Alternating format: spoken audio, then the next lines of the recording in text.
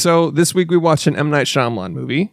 Yep. And I think in M. Night Shyamalan fashion, we should have a little twist in our intro and our cold open. What do you guys like think? a twist of lemon? Yeah.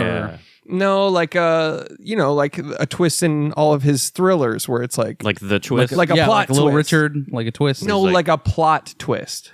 Oh, okay. Like- so, Right, I like guess. a pivot. Yeah, so like you set something up for the first first and second act. And then in the third act, Third act is fucking whoa. just like The Sixth Sense. Just like The Sixth Sense. where the boy is Yeah. dead the whole time, right? Okay, spoiler, that was but the yes, village, but that's yeah. same thing. So maybe one of us is dead?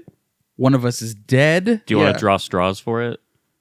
I mean, I'm totally down, to be honest with you. You're just volunteering to die. Yeah. I'm method. Oh, shit. Ah, Forgot about that. Oh, you put your fingers on your Nose nose? goes. Okay. Now you have to oh, die. Oh, darn. I have to die now. I'm so bummed about You it. don't really sound that bummed about dying. Oh, man. I'm fucking bummed. no. I'm not going to be alive anymore? Sheesh, He's man. got like a death fetish. Yikes. Well, as long as you're the one that died. No, he that's got not you. cool. You can't die. He got you. That's my job. He beat you to the punch and therefore is better. That was a twist. Oh, shit. We did it. So, no, you don't do the No, you're twist. dead. You're dead. You're dead. You're Shit yourself. People shit when they die.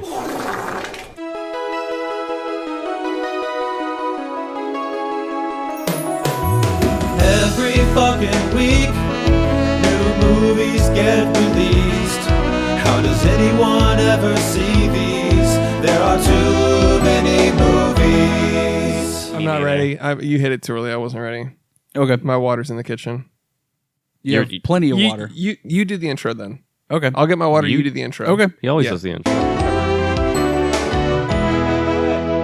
Welcome to There Are Too Many Movies. Don't walk on my fucking shot. Yeah, hurry the fuck up. This is Josh Rodriguez hosting Hey, guys, There Are Too Many Movies. I'm gonna reference something. Ready? All right. That was because we like from Signs. yeah, from the movie Signs. Was that scary? It would have been Yeah. it would have been better if you moonwalked. Oh, okay. I'll do it again. Okay.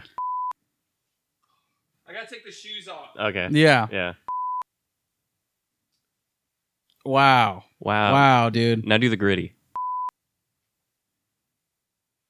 Is that the gritty? That's not the. fucking idea. I am currently hitting the griddy for Ukraine. Welcome to There Are Too Many Movies. I'm your host, Josh Rodriguez. This week on There Are Too Many Movies, we watched Signs, the 2002 God damn it. The 2002 Fucking M. Night asshole. Shyamalan fucking extravaganza alien movie. I'm Josh. And I'm Chris. Ah, shit, he's back already. I was going to say some heinous shit. Go ahead. I'm Chris and women. I'm Chris Collins. You're Chris Collins. Anyways, I'm Alex Wilson. Doesn't matter. but before we All talk right. about Signs, we're going to talk about what we've been watching. Yep. And before we talk about that, you can Before we talk about that, we're going to talk about the Patreon. The Patreon is $5 a month. But before we talk about the Patreon, we're going to talk about our favorite movies. That's not true. We never do that. Never have done that. 162 episodes now, Yeah. and we've never talked about our favorite movies. Nope. Not in that order. Not right up front. Why? What? Can I explain? Can we? The explain? point is to explain? slowly reveal over hundreds of episodes what our favorite movies are, dude. All right. Well, I feel like the viewers don't have any indication that I have Okay. like the biggest brain It's- here. What It's is your just- number 100 favorite movie of all time? Number 100? Yeah. Rashomon by Akira Kurosawa. Okay, so now for the next 100 episodes, you need to have a 99, 98, 90, you know what I mean? All right. So It's the slowest burn possible. all right. I like it. All right. Okay. Uh, Patreon. Patreon is $5 a month where you get bonus episodes, you get fucking behind the scenes photos, you get pics, you get fucking Feet pics. and access to the Discord, our private Discord community where you can discuss with us what you're watching on the daily, what you're picking up as far as movies, music, video games, whatever the fuck you want to talk about. Come talk about it with us Come in hang our out. Discord community. Hell yeah.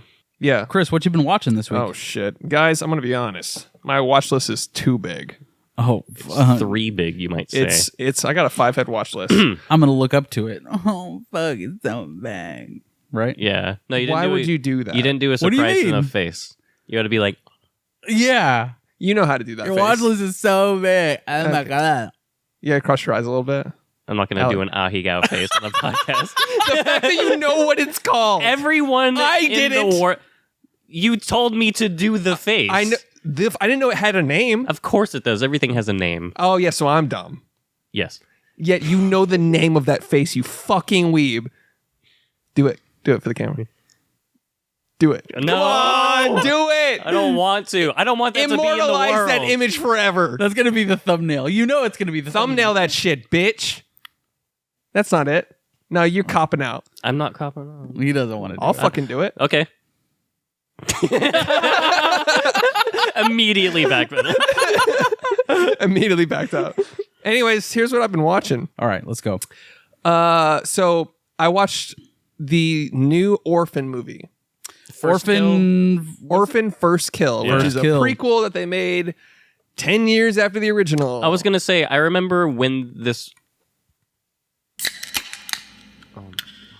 Continue. That was so fucking crisp. Should I continue?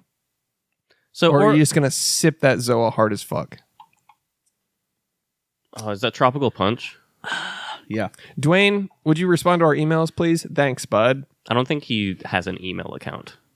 You don't think Dwayne The Rock Johnson has an email? No. You think it's therock@yahoo.com? He probably has It's that. me at rock.com. Yeah. Yeah. Or it's DJ at ironparadise.com. It's Dwayne at thepeopleschamp.com. Do you think there will be a sequel to The Rock as a wrestler and he'll come back to wrestling as The Rock and Roll? I think he should do that. Orphan First Kill. Yeah, so before Brand new film. Yeah, but before I watched that, I went back and watched Orphan 2009 because I'd never seen that. Oh, wow. Okay. She's The like original. right? I mean, it's the dumbest movie. That's the You whole haven't seen movie. it? No. You just gave away like That's the the biggest entire fucking you movie. gave away the you were biggest dying twist. to see Orphan from 2010? Coulda. Coulda. Depending on what he said in his watch list. See, that's the point of the watch list. He talks about the movies that he's seen. So right off the bat, like it's like if I had watched Sixth Sense and you go, oh, so the movie where I mean, everyone knows that. and now because it's like known as the twist movie. And Orphan's not. No, Then why I are had you no so idea- mad about the twist? for other people, for example, For other people. For Yes. the future Orphan watchers. Yeah. If you're dying to see Orphan, But people are talking about the current movie, and Yeah. they're going back and watching the first one. that's why I did. And guess what? I went in blind, and guess what? I didn't know it had a twist. And guess what? I thought the twist was insane. And guess what? It's a pretty good movie because of it's that. fine. Now, do you think if I went in knowing the third act, do you think I'd enjoy it then?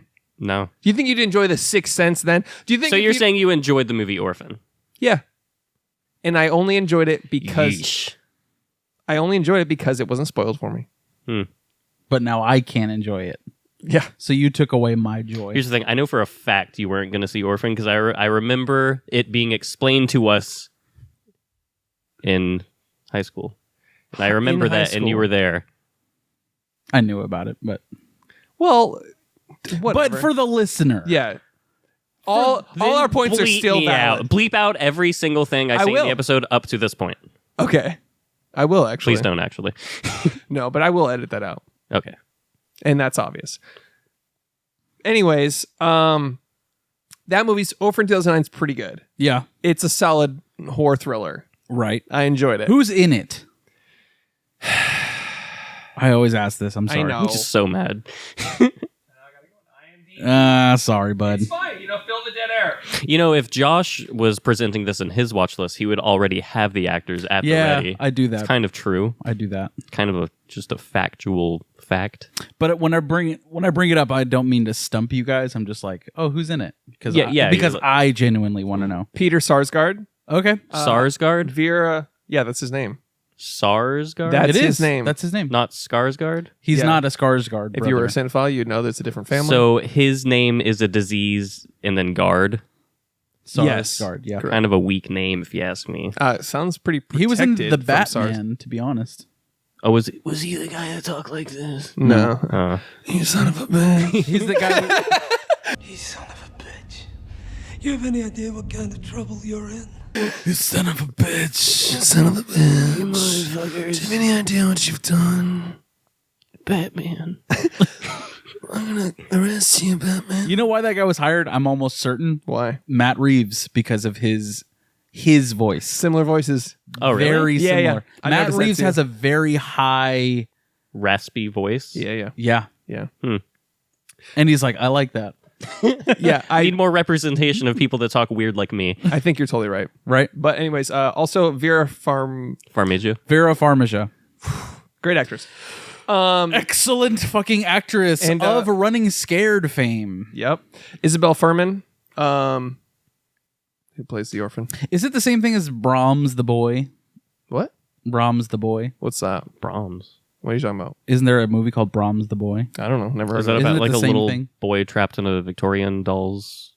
Yeah, Benjamin. Oh, is it Button. a Victorian doll thing? I don't know. It sounds like it would be. I honestly, because I always get Orphan and Brahms the Boy kind of like mixed up in my head. I don't know which. I've is never why. heard of that. yeah, I've never one. heard of that movie. Brahms the Boy. That sounds like a straight to Redbox movie. It is. It's Yeah, it it's does. like one of those. It's one of those titles you walk by in Blockbuster for a decade. Yeah. And you're like never gonna bother with Like, that. oh, well, Yeah. there's that cover. Oh, The Age of Innocence. Okay. Yeah. Oh, great expectations. Oh, Jack Frost. Never gonna watch that. The horror Jack Frost, mind you. Yeah. Also, the movie. The Michael Keaton Jack Frost is goated. Yes, but also the movie Dead Alive. You walked past that. I'll put the thumbnail here, but Oh, the Dead poster Al- here. Yeah. Oh yeah. The woman that's opening her mouth and there's something dead in the inside. It's a skull. You've walked past that. You're, A trillion times. If you're a millennial, you walked past that cover for decades. Anyways, Orphan. Sorry, you want to say something? No. You took a breath. yeah. You were like, What was that zombie Nazi movie? Zombie in Nazis. the snow. Oh fuck! Dead Snow? I feel like it's something close to that. is it one of those blockbuster things you walked past? Yeah. I'll put it up. Future Chris put it right there. There. That's not. Wrong poster again. Fuck. All right, there it is. Got it. Cool. All right, cool. Anyways, Orphan 2009, solid movie. Then they made a prequel With an older. with the same actress. Yeah. Now a decade later, the fuck are you thinking? First of all, Yeah. Like, okay, logistically, just why give yourself that challenge? Yeah. That's why I'm like going in. I was like, this is just why, you know. Yeah. So, like, just I don't know. Why not just do a What do you sequel? do? Why not do Yeah. a sequel? Like it's you could have. I don't know.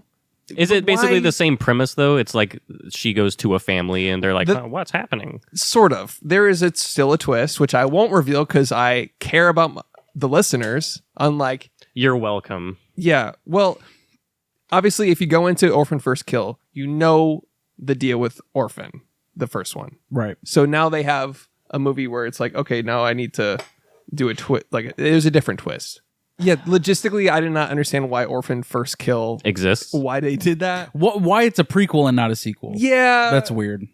Yeah, and just the whole time, it's like, hey, she's 25, and you need to buy that she's younger than 10 now. And I'm like, what do you mean? Yeah, Like, that's weird. so the whole time you're just like, I don't buy it. The whole movie. Yeah. The whole movie. and she's like tall and shit too. yeah, well, you know, they're doing like little Hobbit optical illusions and shit where it's like, they put them on Apple boxes and put them in heels, which by the way, they did just put people in like goth platforms for half the movie. Like the rest of the cast in a thriller horror movie has to run around in like disco platform like things to make her look shorter. They're trying to do little Peter Jackson Hobbit illusions the whole time where it cuts Jesus. to a wide and then it's a different person, like a child running away. Gandalf is like reading a book and fucking gives her. Dude, it was just like, so that part, even that aside, I'm like, why? Yeah. That's weird. That's really fucking weird. So let's say you forgive all that and you buy the fact that she looks older, even though she's it's supposed to be a prequel for some reason. Let's say you forgive all that.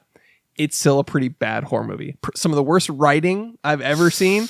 Some of the like I was laughing most of it. Yeah. So I okay. enjoyed it in that sense because Yeah. it was just so horrific. Which, by the way, good cast in the first kill, by the way. And I know it off the top of my head. Okay, go for it. Yeah, which you're about to recite. and in list 3, it 2. now. List it now. List it now. He's Orphan getting First Kill, the whole cast. And let's go. getting a breath right Julia Stiles. Julia Stiles Ah. She's great. now. Of Harry Styles fame. of Dexter season that's- 4 and 5 fame. That's pretty much the only person I know. Besides, obviously, A stacked cast. Here's the only person I know. she's a legend. Yeah. Rosef Sutherland. He was Save the Last Dance. That's one of your favorite movies, Chris. Yeah. yeah. With one of your favorite dance acting performances. 10 Things I Hate About You. Dancing is acting. I've seen Grease. Dancing is acting. Shit. You do have more perspective than me now that you've seen Grease. Yeah. Yeah. 10 Things I Hate About You, by the way. You know her monologue in that? That was her first take. Wow. At Fascinating. least that's what I don't even know if that's real. It's just something I heard. And That's excellent. That's excellent. cool. Really proud of that fact. Anyways, Did you know it's based on Taming of the Shrew by William Shakespeare? I did not know that. Are you serious? Are you 10 Things I Hate About You? Yeah. I had no idea. Are you fucking You serious? for real? Yeah. That was I like didn't know. the entire marketing. Yeah. I've never seen it, and I know that. You've never seen it? It's Well, very good. Christina watches it every once in a while, and then I'll be in the room. It's a good It's like when she watches Pride and Prejudice, and I'm like, oh, Jesus fucking Christ. And zombies. And Right. zombies. Poofy dresses. Yeah. Yeah, dude. That was like in the 90s where all teen comedies were based on William Shakespeare or Jane Austen. That's true. But Like Clueless. You know, Clueless is nope. Emma. Really? No idea. You did not know that. Nope. What the fuck, dude? Where were you, bro? I just saw him and was like, neat, and then moved on. Neat. I don't It's like know. you weren't around in the 1600s to have that prior knowledge. I know I wasn't. Yeah, I'm not a big Shakespeare fan. Shakespearean. Well, Jane- I didn't look at the movie Clueless and go, "This seems very Shakespearean to That'd me." be Jane Austen. Jane Austen, yeah. Okay, One of the most What? prolific female authors of human history. I know. So who you don't like Jane female Austen authors. is. Okay, great. Yes, and we've established. Well, that. no, you like the Twilight series. You read that in like a day. You're like, Yes. this is so good. Did you know that 50 Shades of Grey started as Twilight fan fiction? Wow, I did not know that. True fact. Fucking killing them with the facts today, dude. Big brain me. Anyways, for Orphan First Kill, it's on Paramount Plus. It's worth watching if you want to watch a really shitty prequel. Like, it's almost if you Just liked if you Orphan, want a fun fucking yeah, stupid. if you liked Orphan, it's a spectacle to watch that. Just be like, all right, this is fucking dumb. It seems like one of those movies that you could easily do the Mystery Science 3000 Mystery Science Theater 3000 thing with your friends. For sure. The other thing I watched, Re-Animator. Yeah. For the H.P. first time. Lovecraft. Yes. Goes fucking hard. That movie goes hard. The practical effects, the ridiculousness. There's not much for me to say about it besides, like, you should check it out. It's a classic. I had never seen it, and so I don't want to throw you off. Please don't look in your. you got another if fun fact for me. No, if you don't know it, you don't know it. Who directed Re-Animator? Was it William Shakespeare? No, I'm just asking. Was it William Shakespeare? Is that what you're trying to Was say? it Jane What Austen? did Jane Austen write it? Is that what your fun film fact? No, I'm asking you. I don't know. No, I don't know. Oh, okay. Is it I Clive forgot. Barker? Alexa, who directed the movie Re-Animator? This might answer your question. Just fucking answer it. Stuart Gordon directed the movie Re-Animator. By Nice. the way, The Lord of the Rings, The Rings of Power is releasing on September 2nd. Oh, shut the Oh my God! Fuck Alexa, you. shut the no, Alexa, if you're gonna say some shit, you owe us money. If you're gonna read an ad on our fucking podcast, send us a bag, bitch. You can't just come in here and say that shit. I'll unplug you. I'll throw you through the wall. And I see you're still listening. You're still lit up. Go fuck yourself. Dude, you can't just say, by the way, fuck you. That was Egregious as fuck. that was fucking offensive. You know what's funny is that disgusting. Fuck you, whole Jeff rant. Bezos. That whole rant got registered. So there's some intern somewhere that had to listen to that. Yeah. like someone like just like hey that has to unpack some of the AI. Yeah.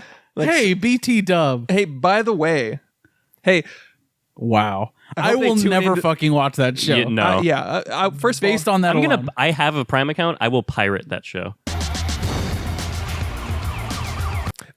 I am not going to watch that, and I'm also not going to watch the new Game of Thrones. Fuck Oh that. my God, no. Fuck the So new many Game people of are Thrones. so up in arms about it. I'm like, no, I'm just not going to do it. Absolutely No. fucking not, dude. The sourest taste in my mouth has been Yep. left. Absolutely fucking not. And it's the most watched HBO program of all fucking time. No way. Yep. Are you serious? In 1 week. Already renewed for season 2. Already. Fucking horse shit. You're going to let them do it to you again. Yeah. Fool me once. Wow. You can't keep letting him get away with it. Yeah. Absolutely fucking not, dude. Yeah, I'm skipping that, to be fair. Fuck your dragons, bro. Yeah. I mean, I was confused most of Game of Thrones anyway, but I like, you know how you just pick up enough to get the drama Sure. Yeah. of stuff? Like, there was 45 main characters in Yep. Game of Thrones. So I was like, At the beginning. yeah, and they're not called Tom and Bob. They're called Daenerys. Daenerys Targaryen of the House of the North or some bullshit. I'm like, and they're like, oh, so you understand and you've read the books of Fire and Ice and blah, blah, blah. Yeah. And I'm like, no, I'm just watching for the dragons. And then you think you got it, and then fucking Stannis comes in, dude. Oh, okay. Fuck that guy, man. Yeah. Fuck this whole storyline that's gonna take 25 minutes at least, bro. Yeah, it's confusing as fuck. So yeah, I don't have enough investment in that whole thing to go back in for round 2.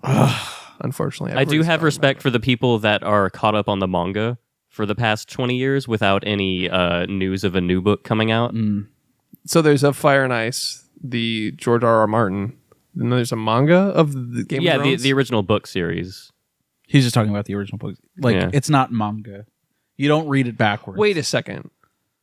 So you're you're an asshole. Go on. You're- He's an just he's, asshole. he's talking about the novels. Yeah. But he referred to it as manga because he's a weeb fuck. No, because so there's the source material, and then they Which is a novel. it was a novel, and then they made the show, Yeah. which turns the source material from a novel into a manga, because then they made an anime Game of Thrones. Alexa, define the word manga. Manga is usually defined as a Japanese graphic novel, Graphic. typically intended for adults, characterized by highly stylized art. Art. It has a cover. I a don't know. cartoon, basically. Anyways, I read the first book and I was like, this is so fucking boring. Really? I bet Alex would go to the fucking pyramids of Giza and be like, dude, this manga's crazy. bro." Fucking reading hieroglyphics. Right, because the anime would be graphics on this manga is insane. the anime would be the Luxor in Egypt, because that's the new thing. the Okay. fuck up. You see, Anyway, because I also like that you read the whole book and then were like, this is boring. well, yeah, I mean, it's like got multiple books, so I was like, I'll stick through the first one. And it didn't suck in. It's just I hate the way it's written. Just as the pilot needs to suck you in, dude, the first paragraph needs to The first paragraph. suck me, dude. The first page needs to Yeah. pull you into a book. Anyways, That's why my Re-Animator. favorite book is Dear Mr. Henshaw by Beverly Cleary. My favorite book is Amelia Bedelia steals second base. The other thing I watched was, Re-Animator's good. Check it out. You got to rent it on Amazon Prime. A classic, good B movie, 80s. Are you going to watch like that. Bride of Re-Animator? Is that a sequel? Mm-hmm. No, I didn't know that, but I think I'm good with just Re-Animator. Okay. Yeah, I think that's safe. Maybe if I get into Practical silly- effects, though, man. Yeah. It was a lot of fun. Wow. They yeet a cat into a wall. Like it's a funny movie. Yeah. Just overall. Anyways, I love that dude in The Frighteners. Have you seen The Frighteners? no. Oh, Sounds it's, really spooky, though. it's one of Peter Jackson's first feature films. Yeah. It's starring Michael J. Fox, and the dude from Re-Animator is like the villain. Fuck yeah. Okay. It's fucking amazing. And it's it's very much like a ghost it's a ghost story, very much so. But like his friends, He's on board. Go on. it's a ghost story. So it's in 4-3. Anyways, but his friends are very much like what is that movie? It's American Werewolf in London, where like he sees his friends as ghosts. Oh, cool. That's cool. Yeah, it's a really fucking cool movie. People don't know Peter Jackson did a bunch of crazy B movie horror movies in the 80s before he. And they're like, here's Lord of the fucking Rings. yeah, they're like, let's Yeah. just this guy. Dude, Frighteners has one of the best poster artwork ever. Nice. Like so fucking good. Future Chris, That's Oh. optional. You don't have to do it. throw it up. I know you have to Google it, save it, put it in a folder. Oh my God, just do it. Hey. Quit complaining. Throw it up. Wrong again. Wrong a second time. You know, I think he's out of. Out of movie post. Okay, cool. Oh, there it is. Did the right one last one. All right. Next thing I watched, John Carpenter's In the Mouth of Madness. Yeah, another H.P. Lovecraft. Yeah, it's insane. I've never It feels- even heard of this. It feels very Stephen King-esque. The premise is he's an insurance fraud investigator, and he's investigating the disappearance and some weird shit going on with around a novel. Like a guy that wrote the novel disappeared, and people are going crazy and reading his novels and all this shit. And it becomes very meta and crazy, and it's very Stephen King. I thought It's funny because they even reference Stephen King in the movie. They're like, fuck Stephen King. This guy is, this author's the real deal. Shit. But it really feels like a made-for-TV Stephen King movie. But it's John Carpenter. So it has crazy cool special effects. It gets fucking wild. The third act is just like a full-blown comedy to me. Wow. I mean, not intentionally. Yeah. I think it's like meant to be very insane thriller, but it becomes so meta and so wild. So it's a fun ride. John Carpenter is one of those filmmakers that's like really fucking smart, dude. Like, and he'll make movies that are fun and goofy and wacky, fun time, but like he'll do some shit that's like really ingenious. You know what I mean? Yeah. Did you ever see Dark Star, his 2001 parody movie? No. So John Carpenter in college, I guess, like as he was graduating, him and the writer of Alien, they made on like a fucking $50,000 or $60,000 budget a 2001 parody. Oh my God. Yeah, I think we need to watch that, man. Yeah, that'd be That fun. sounds awesome. But yeah, apparently it's like actually really, really good. Anyways, In the Mouth of Madness, highly recommend it. I think I don't know, it's streaming. I don't know how I got it. You know, Guillermo del Toro has been talking about it, just like he talks about a billion projects he wants to do, but he's wanted to do like a true to the source material at the Mountains of Madness, like full on for a long while. At the Mountains wow. of Madness? Is Yeah. that different than In the Mouth of Madness? That's at the Lovecraft. Yes. So In the Mouth of Madness is, Not Lovecraft then? I don't know. I don't know. I mean, based on your description, it doesn't sound like that. Okay. But Yeah. it sounds Maybe it's very different. similar to the titles, which Yeah. made me think. Oh, well. Anyways. The other thing I watched was Tree of Life. Terrence Malick's Tree of Life. You've seen it? Why? I was in the mood for something pretentious and beautiful. Yeah. And boy, was I right. It was solid. Yeah. It's exactly what you think it is. Sean Penn, Yeah. Brad Pitt, Yep. got it. Jessica Chastain. Yeah. Great movie. Great actors. Yep. I would say it's 2001 A Family Odyssey is what it is. Oh, nice. It's literally like it gives off that vibe where it's like, okay, you're watching like a family and then it's like a shot of space for 20 minutes, like just colors, then back to the family and then there's voiceover. It's beautiful, but you have to be in the right mood for it. Otherwise you're going to be like, fuck this. It's one of those movies. Yeah. It has to Yeah. catch you in the right time. Otherwise you're going to be like, this is a drag. This is pretentious and fucking Yeah. And while it is pretentious, I found it to be very beautiful. Like the cinematography is insane. For sure. I mean, it's one of the most beautiful movies out there. But it tells a story about, I mean, I did not expect it to go this deep. It's like, it does what 2001 does, where it's like, okay, so we're starting from amoeba to dinosaurs to humans to then we're focusing on a family and trauma. It's like it's like 2001, the imagery and all that. But instead of going into space, we follow like a slice of life of this family and some trauma. So I think it's beautiful. I got the Criterion. I bought it. Blind bought it. Ooh, shit. I mean, it was one of my friend's favorite movies of all time. So it's wow. like when they give it that endorsement, I'm like, okay, I'll own this. It's definitely worth, yeah. At least It's checking out. I don't blind buy often, but when it's somebody's favorite movie, I'm like, and I knew it would be what someone it you was. trust. Yeah, exactly. I kind of knew, like, I'd seen the trailer, Terrence Malick. I'm like, okay, I know what this is. Right. You know what I mean? Have you seen The Thin Red Line? Or No. The Thin...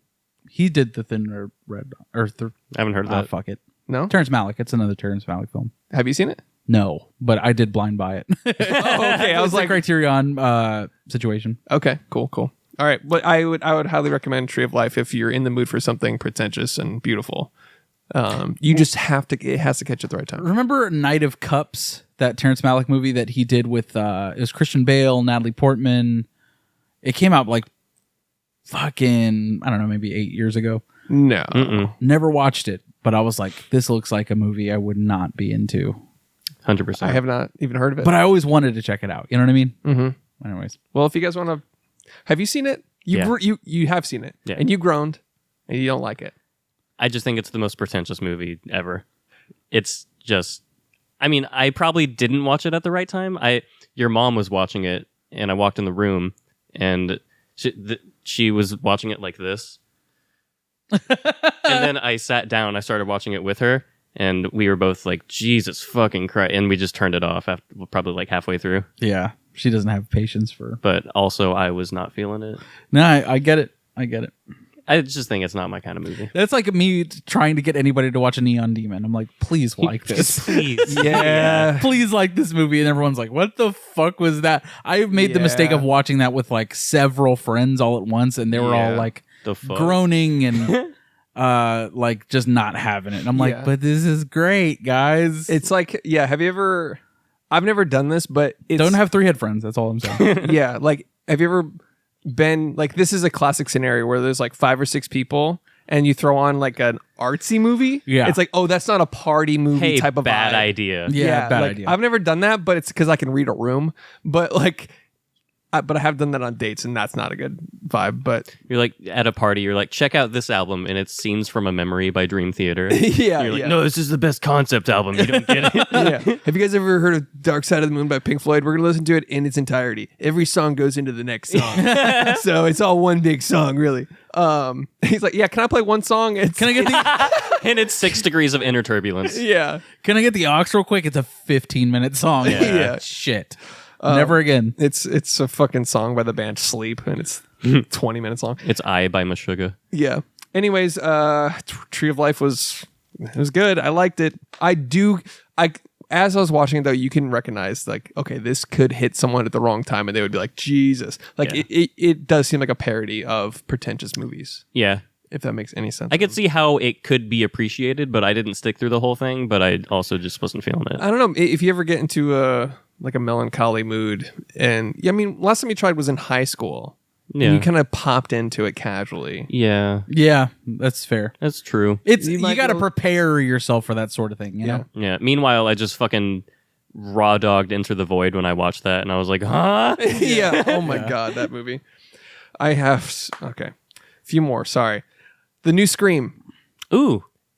I'll keep it quick. It's fun as fuck. Yeah. Alright. It's like, it was so hilariously meta that I thought I was watching Scary Movie half the time. Fuck yeah. Like, Oh, wow. it's making fun of the tropes. They're like, no, we can't split up. They say that, but then they're like, okay, it's always someone we love. It's always a close love interest. And they're like the friend group. And then David Arquette comes in. He's like, no, I've been stabbed 9 times. Trust me. Yeah. And he's like, it's really funny. It's like, it's self-aware.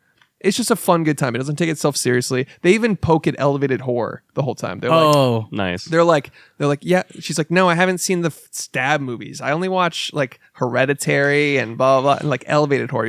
And then the guy on the phone's like, elevated horror. What the fuck is that shit? like the killer is like, fuck that. It's about stabs. Blah, blah, blah. Yeah. It's just like simple slasher thriller. That's awesome. Like they make fun of all that, and they're like.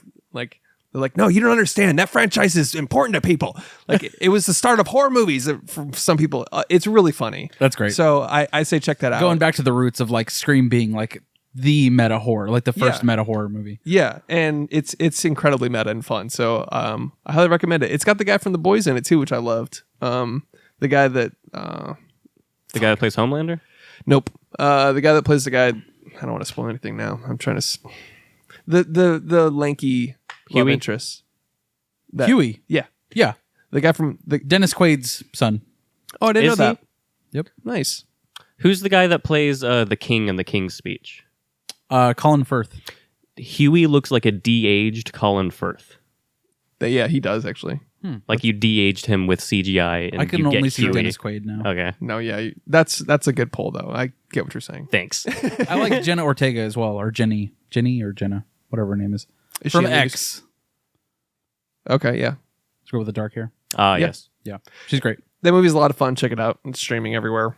Figure it out. Figure it out. Fuck you. Daniel Isn't Real. This has been on my watch list for a long time. Mhm.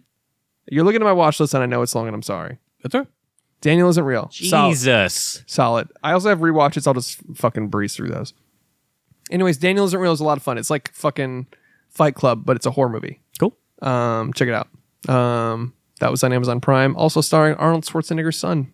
Wow. Wow. So that was How was neat. that? It was good. It was a solid little. I mean, how thriller. is he? Could you like... He was good. He plays like the charismatic. I mean, it's not a spoiler. He plays the charismatic like guy that's in the not real guy. Yeah. Who's better, Scott Eastwood or Arnold Schwarzenegger's son? Who's Scott Eastwood? Clint... Clint Eastwood's son. Oh, okay. Name That's another Eastwood in the world. I'll just vote myself off the podcast. You don't know about Jane Austen. You don't know about Scott Eastwood. Apparently, yeah. Anyways, that movie was solid. Like a fun 3 out of 5. 3,000 Years of Longing. I watched this weekend. I really want to see this. Josh, you can't talk about it, but I got to see it early. I really enjoyed it. I see a lot of people. George Miller, by the way. Yes. Fuck yeah. Yeah. Who did Mad Max Fury Road? He did Babe, Pig in the City. Yep. 4-3. Happy Feet. Happy Feet. Yeah. Yep. A visual director. Yes. But he did now like a new genie movie or a djinn. Is what it's, grant 3 wishes and blah, blah, blah. The whole deception. And it was a great take on all that. Have you seen the Djinn movies? Sci-fi original movies? No. Classic franchise? No. I loved those movies when I was a kid. Really? Yeah. They're so bad. Well, this one's, Idris Elba, Tilda Swinton. Is that? Yeah. Yep. Yeah, it was great. Highly recommend checking that out in theaters. It was fun. The CG is like interesting. I like the way it's a visionary movie. It was very good. And I see a lot of people complaining about like the amount of flashbacks and voiceover and narrative, but that's the whole thing. That's what storytelling is. That's what that's what it was. Yeah. Like I guess if I was buckled in for that ride and I didn't mind that, but I guess if you're like another flashback, like You just want like an A to B story or something. I guess Yeah. I saw that as a common complaint and I didn't understand that. Here's the thing. It's called 3,000 Years of Longing. Yeah. Yeah. So he might want to explain what he's been doing for, I don't know, 3,000 years. Yeah. I love, but it's not a huge spoiler, but the fact that most of the movie is him explaining how he keeps getting trapped in a bottle, which I love that aspect of the genie where it's like, or the djinn. But yeah, Idris was great. Very good movie. It was one of my favorites this year for sure. Visually. Visually, it was a lot of Yeah, fun. it looks fucking awesome. And I'll just breeze through these. I rewatched Evil Dead, Midsommar, Children of Men, Girl with Dragon Tattoo, and that's it. Fuck yeah. What would you rank the highest among those? Oof. Evil Dead. Over Children of Men? Yeah. Wow. I love that fucking movie. Yeah. And the girl with the dragon tattoo. I love that movie too. I watch Girl with the Dragon Tattoo probably once a year, but Evil Dead is like probably one of my most rewatchable, fun so horror fucking movies. It goes so hard. I've said it so many fucking times. Go back to last year's Spooky Scary episodes. We covered Evil Dead on the show. Did we do an episode on Evil Dead? Yeah. Sick. Sick. Well, it's an underrated fucking masterpiece. It really is. It's a masterpiece. And I went in this time thinking, oh, I've got, the rose-colored glasses on. It's probably not that good. No, it fucks. That movie is amazing. Yeah. That movie is like, I don't know, man. It's so underappreciated. It's like, it makes me angry how underappreciated it is. Yeah. It's surprising how underappreciated it is. Yes. Yeah. It's so fucking good. It's great. It's like every good thing about like a traditional horror. Like when I think of traditional spooky, scary fucking horror movies, not Kids like, in a cabin. not the elevated horror. I'm talking like just horror. Yeah. When I think of the word horror, that's the movie that I think of. Absolutely. The violence is cringy. The like Dude, when gruesome. she splits her tongue Oh open my with her tongue. God. Like it's horrifying. Yeah. But also so artfully and masterfully executed while still being an homage and a legacy to the original. It was just like, this is so The fucking Abomination, dude. Yeah. dude, come on. The book It's so drawings, metal. dude. It is one of the most metal movies ever. Easy. The raining blood. It rains blood. What the fuck do From you a mean? lacerated sky. Bro, Come on. For real. Bleeding its horror. Creating my structure. You just riffing now? Now I shall rain in blood. It's so good. I'll edit it in. You don't have to. Thank you. All right. But just do it like when it. Yeah. Yeah. Yeah, we got it. That whole thing. Yeah. Let's do the whole song. Ready? Anyways. That's it for me. All right. Alex.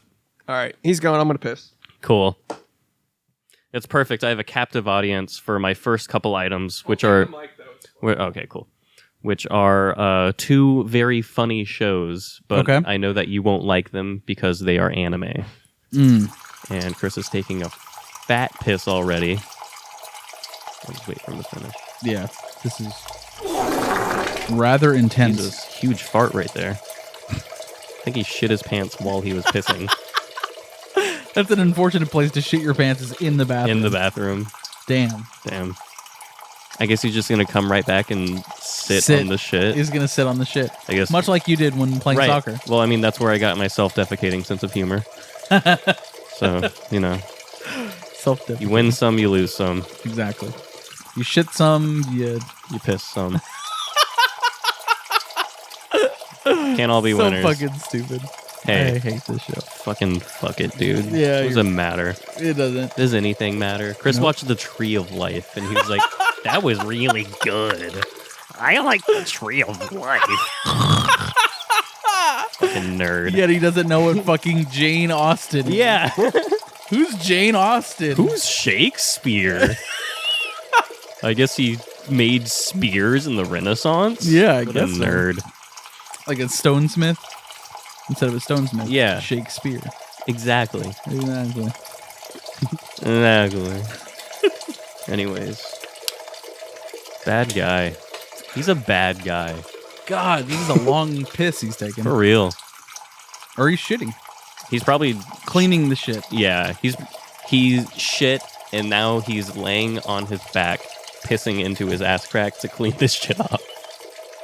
So that's how he wipes his ass. Yeah, he pisses it out. He uses his own piss bidet. I really hope all of this makes it into the episode. I don't want any of this in it. Finally, God Jesus damn. Christ! Did you shit? Yeah, Did you have a shit? it sounded like a giant shit. No, I'm just so fucking hydrated. That was actually a long piss. Did I miss your whole watch list? Nope, haven't even Fuck, I started. gotta piss again, actually. Oh, okay. I have 2 comedy series, and they are anime. And I will let you know, even though they are anime, they are still very funny. Thank you. Gintama and Grand Blue Dreaming. Why are you mad about the title? Go ahead. I'm not going to go into what they are. Just know they are funny. I've been watching this show for a while, and I haven't brought it up on the show. It's one of those that I now put on when I go to sleep, just because it's like a comfort show now. Detroiters. Oh, nice. Nice. Dude. It's great. Starring Starring Tim Robinson of of I Think You Should Leave and Saturday Night Live Fame. fame. nice. Sam something. Sam, fuck. Richardson. Richardson, yes. He's hilarious. He's so fucking funny. Where do you watch this? Paramount Plus. You watch Orphan First Kill on Paramount Plus? With a free trial. Is your free trial up? Yeah. Sounds like you don't get to watch Detroiters, like a I just- true cinephile who has a Paramount Plus account. I just have too many streaming. You're saying Paramount Plus is the most cinephile streaming service? I would say it's right under No. Criterion. It's under. It's got to be under Apple TV Plus though. Ah, shit. You know what? You're right. With Yeah. C, Yeah, but they can't see. but they can't see. You see, it's It's the most Shyamalan movie not done by Shyamalan yeah, ever. It's a series. Oh, my bad. Yeah, yeah. it's a series, dude. Anyways, Detroiters. Watch it. It's if you like I Think You Should Leave, if you like Tim Robinson stuff, it is that. The best thing about it is there's 2 full seasons, 10 episodes a season, and they're like 25-minute episodes. Okay. So considerably more content than I Think You Should Leave. Yeah, it's very watchable. Yeah. There's a new I Think You Should Leave season coming, by the way. So excited. I know. Fuck yeah. Next up is Godzilla Destroy All Monsters from the Showa collection. Oh, nice. It's probably the best Showa collection movie. It has, up to that point, every single monster that has been introduced just in a all-out brawl, and it's like alien sci-fi with like theremin sound effects and like Oh shit. guys in like silver jumpsuits like creeping around alien bases and stuff. It is like pinnacle, silly, goofy sci-fi. What year did this come out? 68. Damn. It looks like an Austin Powers movie for a good portion of it. Yeah. That's fun. I love it. You enjoyed though? Yeah. Where are you watching that? My Criterion Edition Showa Godzilla collection. Ooh, Wow. I had to put that on blast, So, you dude. know- There's a whole Criterion collection box set of Godzilla movies. Yeah, Interesting. That's it's like a big fucking book. Yeah. wow. Yeah, It's a big cool. fuck goes you fucking edition. hard. I might be showing it off in a future episode, which is being teased right now. So What do you want job. Future Chris to do there? I was just He was just saying that's at you're this he's moment, teasing it. Okay, I am teasing it. got it. All right. Well, don't put whatever you put up there. That was inappropriate. Yeah, that was really fucked up. Why would you do that? Why do You you, gave have him that? a Why do you cue. even have that file saved on your computer? Last up is Final Destination. Ooh, a classic. Yeah. Sean William Scott, Yes, which I didn't even remember he was in there. Joshua Jackson. Is he the main guy? I think so. I'm gonna be honest. The only person I recognized was Sean William Scott. Fair enough. Fun movie, which is the birth of most millennials' anxiety. For sure. Dude, same. I can't drive down a street with like logs on the back of a fucking thing. Like Everyone, That's every- generational. yeah. That's Yeah. generational. Yeah. Everyone, anytime anything is on a truck, it's like, oh, I'm Get passing that moving. person Yep. immediately. Yep. I will And the not- driver knows what they're fucking doing. Yeah, Yeah. they've You know what I seen mean? every driver that drives those. They have to watch Final Destination 2. Yeah. so that they can know how to kill people on the road. I'm gonna buy a rebar just to have nobody drive behind me anymore. That's- boom, boom, yeah. boom, the fucking poles. That's the big brain way to get people to stop riding your ass. is to get by rebar. Yeah. Yeah. I actually didn't see this when it originally came out. The first Final Destination I saw was Final Destination 5. Wow. And then after that, I watched the first 2. So I've seen 1, 2, and 5. I feel like that's all you need to see. no, number 3, dude. Number Really? 3 is Crucial. That's the roller coaster one. Oh, fuck that. That's a really good That one. one is really I will good. say, I remember That all one the fucked with me. trailers. That one legit fucked with me. The roller coaster The one? roller coaster one, yeah. The opening scene is just fucking legendary. It's so good. It's so fucking good. That might even be just the opening scene might be better than anything in the first 2. Really? Yeah. Yeah, facts. Nice. That's my whole list. Nice, excellent. Great, man. Thanks. Josh, what have you been watching? All right, need to go through this pretty quick. All right, so I was in a Quentin Tarantino mode this week. Kicked it off with Death Proof. Man, Nice. this is one of my top 4 or 5 Quentin Tarantino films in terms of ranking. It would have to be Inglourious Bastards, Pulp Fiction, Once Upon a Time in Hollywood, then Death Proof, dude. Wow. I fucking love this So movie. it's fourth. Yeah, it's 4th. Yeah, What's that was fifth? the order. 5th would be, I think, Jackie Brown. Really? Would be You number put 5. 2 in your top 5 that I think most people absolutely wouldn't. Yeah, which which is is Death Once Proof. Upon a Time in Hollywood. Well, also Death Proof, but That's underappreciated. Death Proof is. But Once Upon a Time in Hollywood and Jackie Brown. That's a lot of people's like almost least favorite Tarantino movies. Really? Yeah, from what I've seen. I think more people have come to like Once Upon a Time more so. True, but I think still a lot of people don't put it in that upper with Pulp Fiction, Kill Bill. It's been a really long. Well, the Kill Bills are probably like on the lower end of my list. wow. Wow. Well, indeed. maybe just below that because, anyways, They're all great. Yeah, they're all great. Yeah. Exactly. Like his worst movie, in my opinion, Hateful Eight, is still a fucking great movie. Yeah. But But it's that's- cinema as fuck. But the thing is, like, I think when people bring up Tarantino, Death Proof is almost never brought up. Yeah. Exactly. I will say 'cause it's it's like- one of my least favorites, honestly. Have you rewatched it, No. dude? It is fucking amazing. I would like to borrow it. Yeah, I will watch it with you, man, because it Okay. is fucking amazing. Because I remember when I saw it, it was in the package of Grindhouse, and I think as a standalone film, it'll hit different. it does. I think it do. It do. Honestly, It do be though.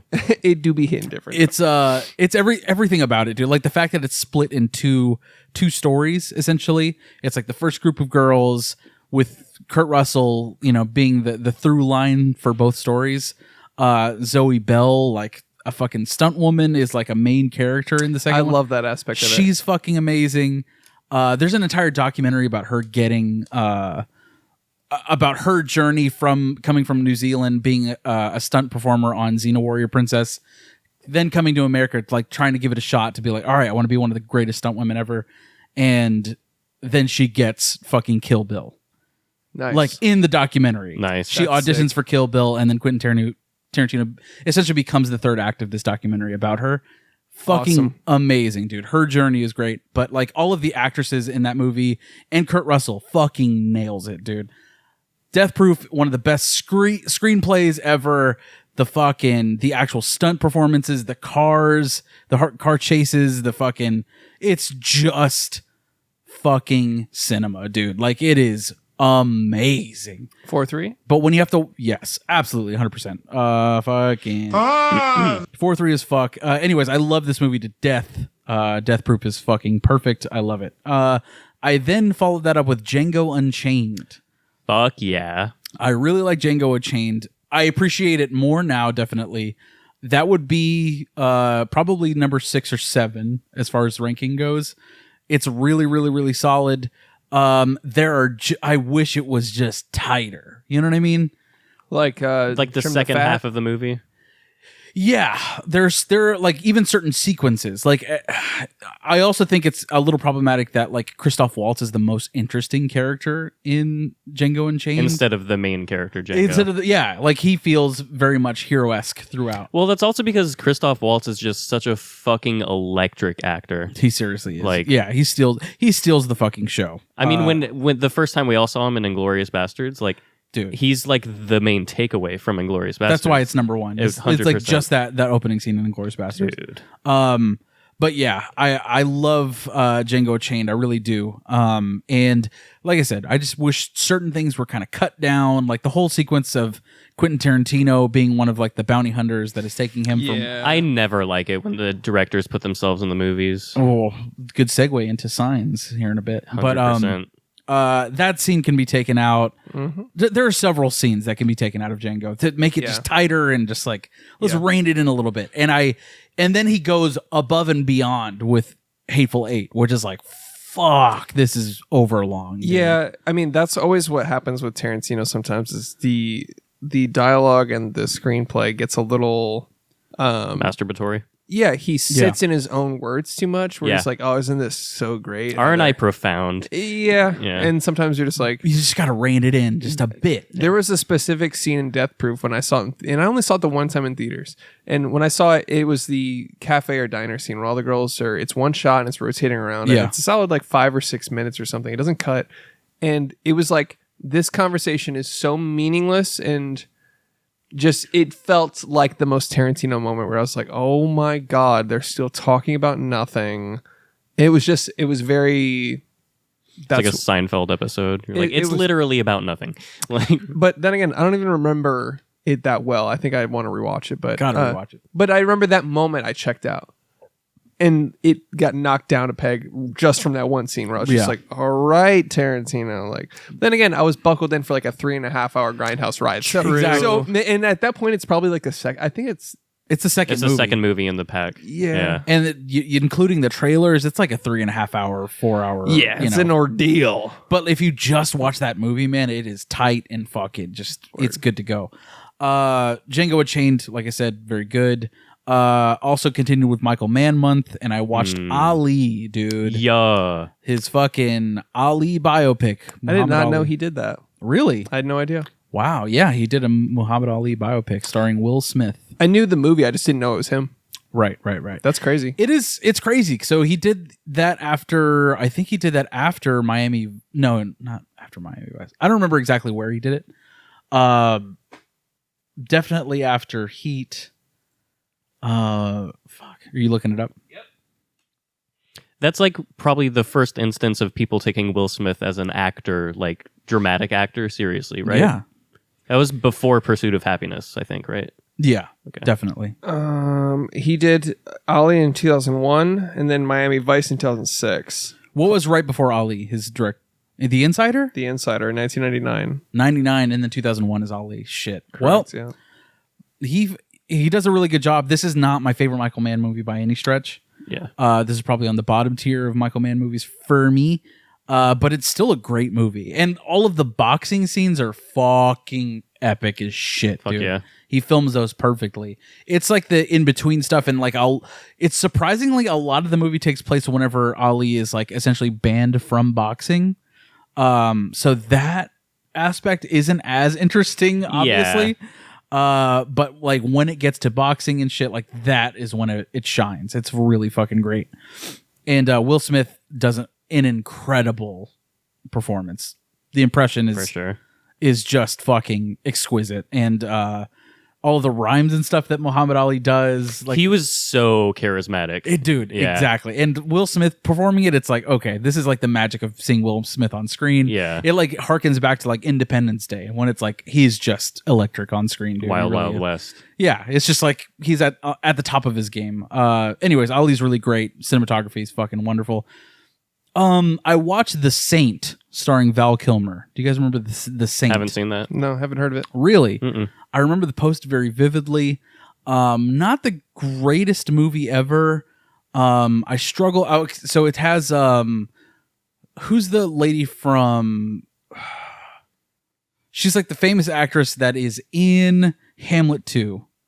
Oh, Elizabeth Shue? Elizabeth Shue. Yeah, exactly. It's a noise movie. You know, it's noise. Noise. Okay.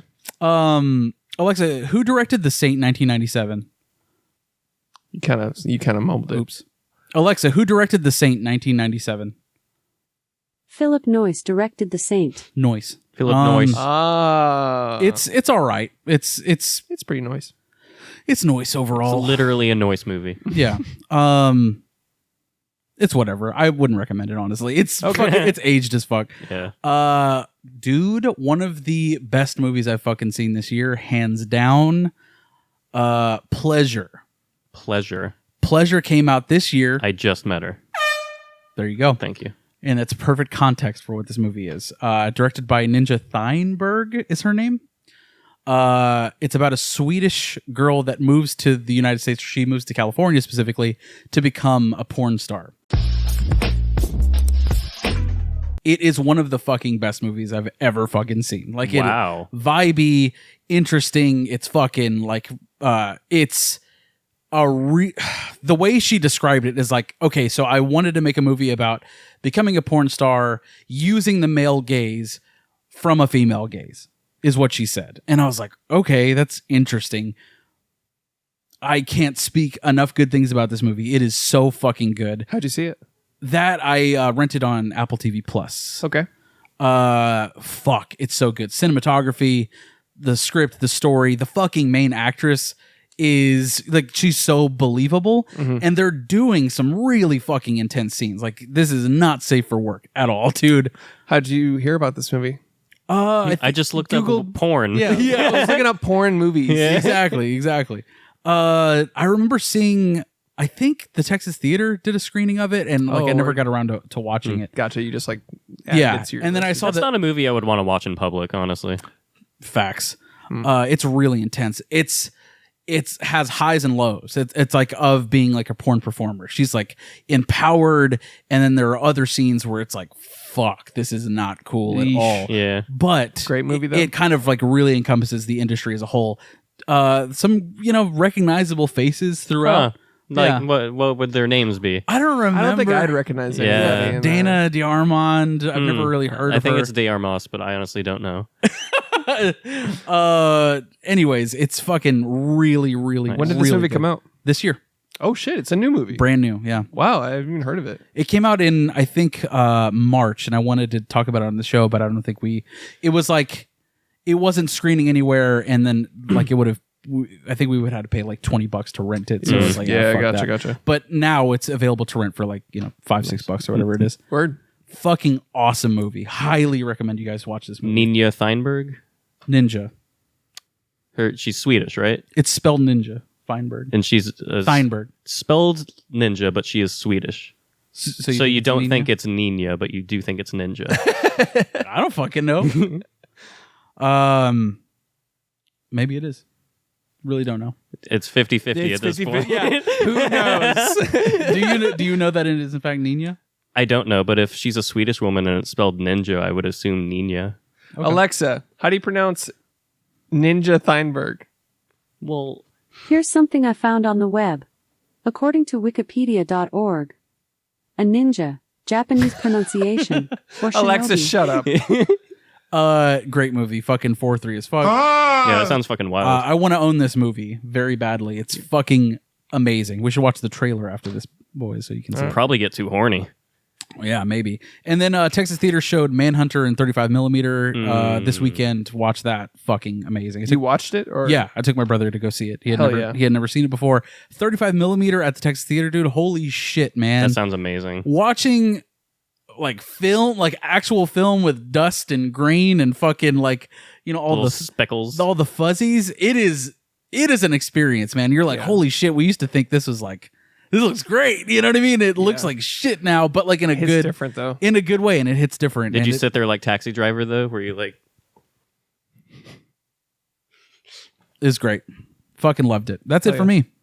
Amazing. Nice. Shall we get into signs? Eh. We don't have to. We don't have to. I mean, all right, I'll do it. yeah, let's do it. One of my favorite movies of all time. Really? Yeah. It's nostalgic as fuck for sure. I don't know. To me, this is one of the most masterful executions of suspense, but also one of the best alien movies ever made. One of the best general. alien movies. One of the best like just stories ever. Yeah. And you love aliens. And they don't scare you. I am terrified of aliens. This is only my second watch through ever of this movie. Really? Dude, because I'm genuinely afraid of aliens. The concept of when them. was the first time you saw this? 2002 or 3. Like when it came out?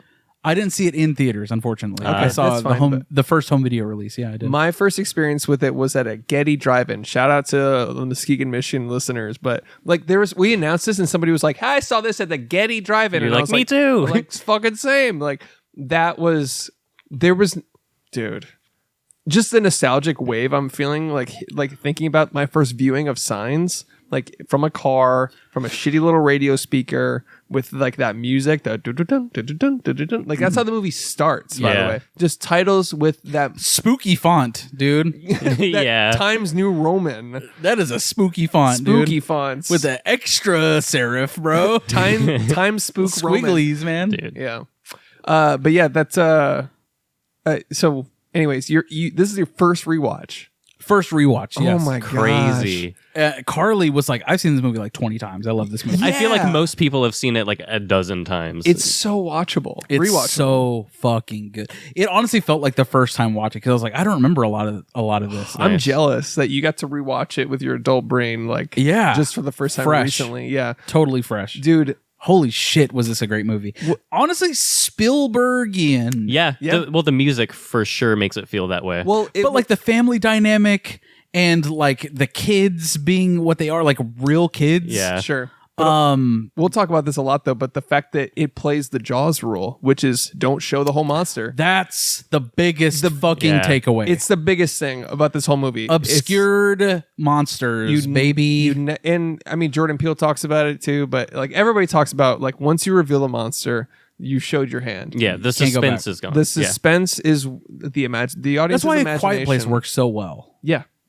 Because you don't show the monster. And you quite literally don't see the monster till maybe the last 10 minutes of this movie. And I mean, you see glimpses, but it's always obscured. It's always a glimpse, always a tease. You were basically edged this whole movie. Yeah. Yeah. Like, and then it's one of the best payoffs just in general. Like the whole script comes full circle. All the signs, all the metaphors come full circle. Let's go. It's like the third act of this movie is just such a fucking bow, like a chef's kiss. Like Coming from the director of Old, man. Yeah. one You're of your my favorite movies. Yeah. Well, I mean, you Did- own it. Like watching Old, did you do you ever think back to like as you're watching Old, are you like this Yeah. guy did one of my favorite movies of all time? And it breaks my fucking heart. Doesn't it? Dude, yeah. I mean, M. Night. Have you watched The Visit yet? The Visit? Yeah. Oh, Visit this- is great. Visit goes hard. Does it? Okay. Yeah. That's a series, right? On Apple TV No, Plus? It's just a movie from like 2014. Wasn't The it on kids go to Apple- her grandma's house. But it wasn't an Apple TV Plus? You're thinking of a different show. You're He thinking did- of that he did. C. He did do a show. Yeah, Oh, no, he did. You're right. I heard it was good. I heard it's good. But The Visit? Visit's The Visit, good. Yeah, it's I haven't seen that. Two kids go to their grandma's house. No. Grandma and grandpa are like possessed or something. Well, great. Well, that's not really what happens, but I mean, that's the idea. I'm going to watch it no, now. a wolf becomes the grandma, and then All right. I'm going to watch that for sure now. It's really fun. But that's the thing is we talk about this a lot. I mean, he is one of the most inconsistent directors of our time. Like he'll do Sixth Sense, he'll do Signs, Village, which is that one's on the fence for me. he It's does arguable. he does one for us, and then one for fucking nobody. Well, like Lady in the Water, I really liked. Like there were aspects that I really liked. Yeah, I Paul Giamatti. Yeah. I loved how Lady in the Water comes full circle at the very end. Like just like this one, where it's like all of those things kind of tie up at the end. It's not necessarily a twist, No. but it's just like a nice bow. Yes. Yeah. He is great. Nailed it. He's a great writer and director, but it's interesting how sometimes he can just whiff. Yeah, I think he whiffs sometimes. He's better at He either hits a home run or he whiffs. or he swings away. Or he strikes out. Dude, he is the analogy for fucking Joaquin Phoenix's character. Yeah. He swings away every single time and has a record for strikeouts, but sometimes he fucking hits it out of the park. Yeah. I will say The Village, I rewatched that I think in the last couple of years, like a year or two ago, I rewatched that, and I remember holding it. I remember being like one of the only Village stans. Like I was like, dude, that movie fucks. Roger Deakins, by the way, one of the most beautiful movies ever. I think that's why I liked it. Like Roger. Yeah, Deakins. I mean, he elevates it for sure. Yeah, but It's an elevated horror, you might say. but that one was like, I remember being like, I liked it, and everybody's like, that's Shut so the fuck dumb. up. Like for a lot of people, that is in the department of what a twist. M. Night Shyamalan movies, Yeah. right? And rewatching it recently, I was like, yeah, it's kind of leaning more towards that for me too, but still a solid movie. I still liked it, not nearly as much as Signs or Sixth Sense, but like, man, I mean, Joaquin, dude. Joaquin, he's also in Village, so he's amazing in it. I think I've seen The Village I've seen it one time. maybe like half of one time. I don't think I've You never finished it? Never finished it. It's worth watching for Roger Deakins' cinematography alone. I Let's think. go. I should own it actually. And It's Bryce pretty Dallas solid. Howard, She's Oh, yeah. phenomenal in it. Yeah. great actor. What do you think when you saw it? The Village? Yeah. I liked it up until The big twist. The twist, and I was like, this whole thing is just kind of fucking Honestly, dumb. can we break our format a little bit? What do you want to do? Let's rank M. Night Shyamalan. Let's rank them. Are we the going to movies? try to have a consensus, or are we going to do it individually? In the movies, like rank the movies? Yeah, let's rank the movies. Jesus, all right. My number Should we one, do it together or individually? This is so impossible. I think individually. I don't Okay. think we're going to agree no, on together. we're not. Number one, Sixth Sense. Okay. Number Wow. two, The Visit. Number three, Signs. Better than Signs? Yeah. All right, I need to see it, I guess. And then everything else I just don't really care about, honestly. Are we just doing top 3 then? top 3? Yeah. All right, fine. Unbreakable. Oh, fuck me. Number 1, Unbreakable. Forgot about that. Hands fucking down. Seriously, one of the best superhero movies of all fucking time. You're totally right. No fucking cap. There's no denying it. It is literally a masterpiece. Okay. How did I forget about that? Unbreakable. Number 2. Fuck, dude, that's hard. All right, number 2 is I'm gonna go with Signs. I'm gonna go with fucking Signs. Yeah. And then number 3 would be Split.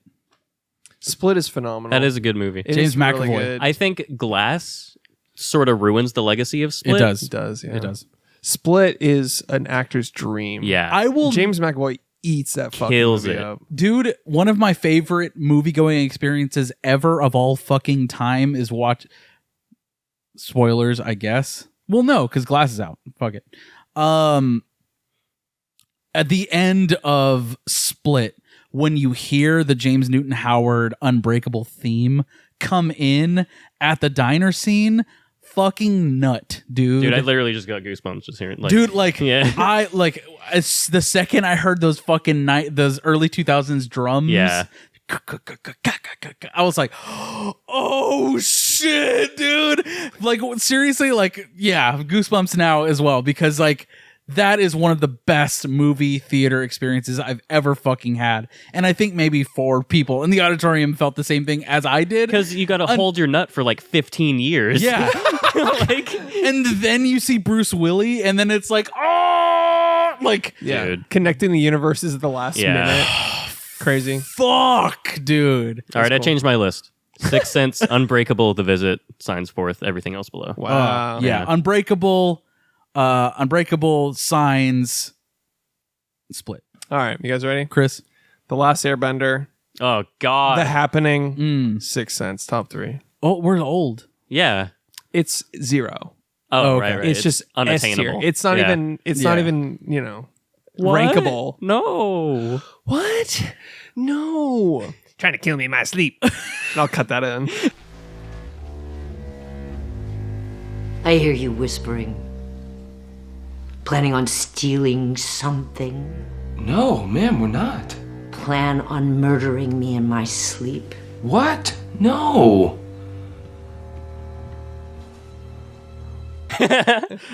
Fucking the most He's like, phenomenal. perfect take. Yeah, the most phenomenal acting of all time. Which, by the way, Zooey Deschanel and Mark Wahlberg had they had No negative chemistry. Yeah. I think they fucking hated each other. Yeah. it was the worst. I feel like he hated the fuck out of her. I mean, Mark, just in general, like the For real, I really want to know your top 3. Your actual top 3. Signs is number 1.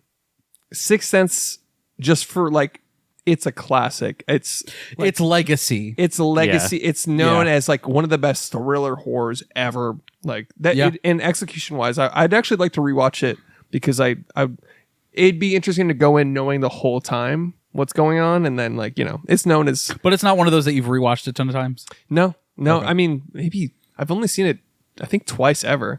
So, but it's been years since I've seen it now. So Okay, so Signs, Sixth Sense. Sixth Sense, and then probably Unbreakable. Yeah.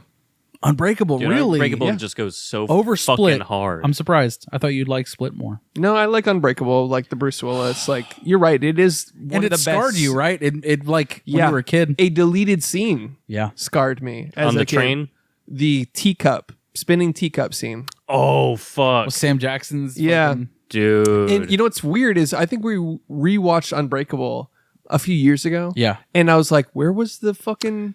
And I was Where's like, the thing and then I that scarred me? realized, and then I had realized, oh, that was when we were renting things from Blockbuster, and I was diving into all the special features Yeah. as a little, kid, and then I stumbled across a deleted scene of Samuel L. Jackson's origin story about how he's fragile and whatever, and the mom.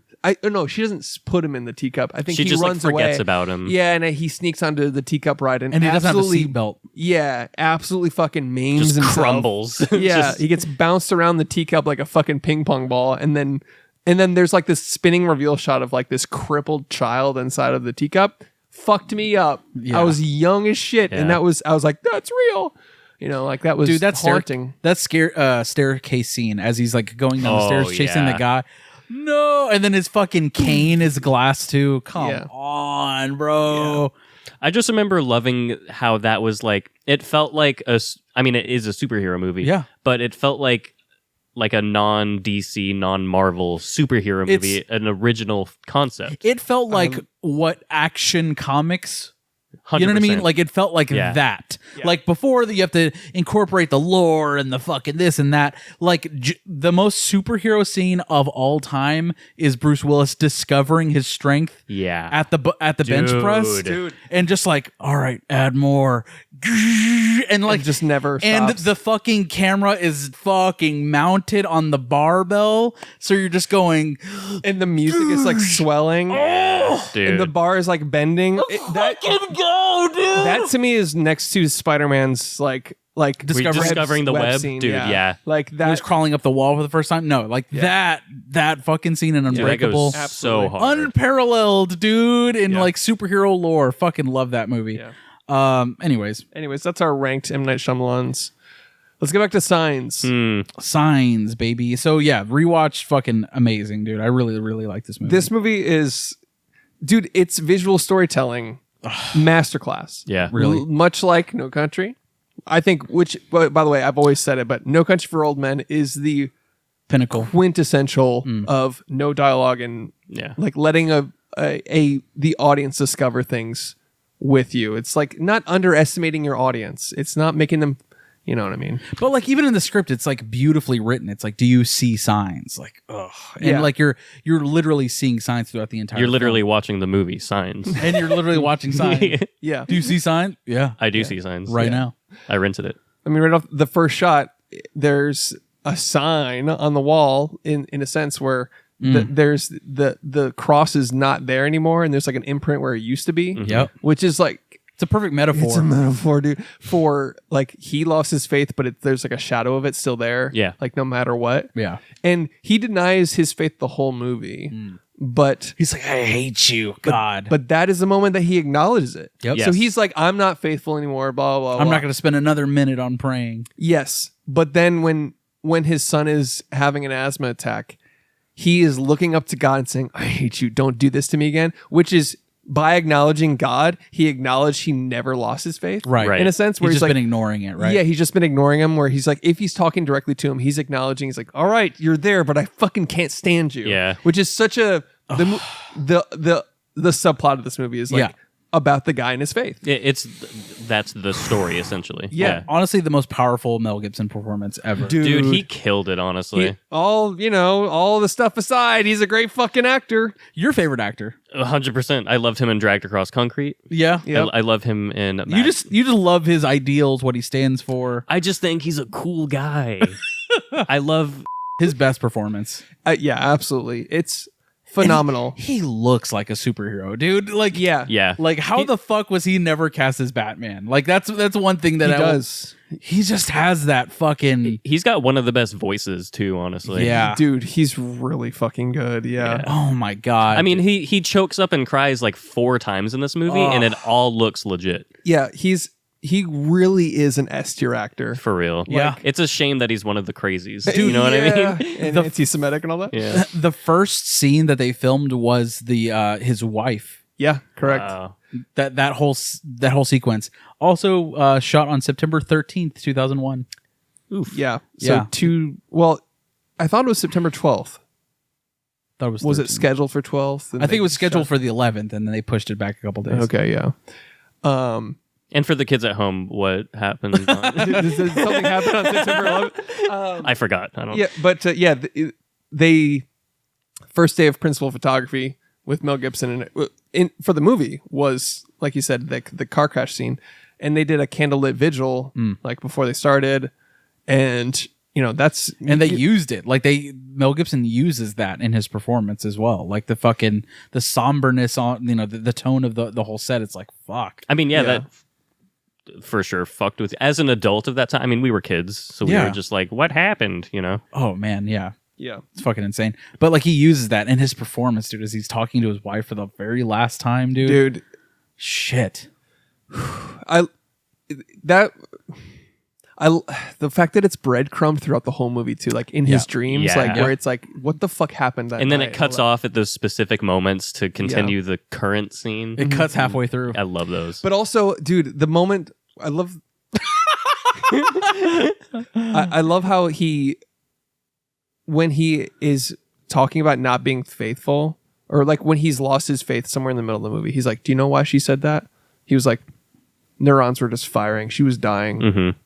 She clung to a happy memory. Yeah. 1,000 memories were shooting off in her brain in the moment of death. Yeah. Like he's very nihilistic about it. He's just like, this is very scientific. There's nothing mystical. There's no sign. There's no one waiting for it. Yeah. Yeah. Yeah, and There's no one watching over us. his monologue about the two groups, dude.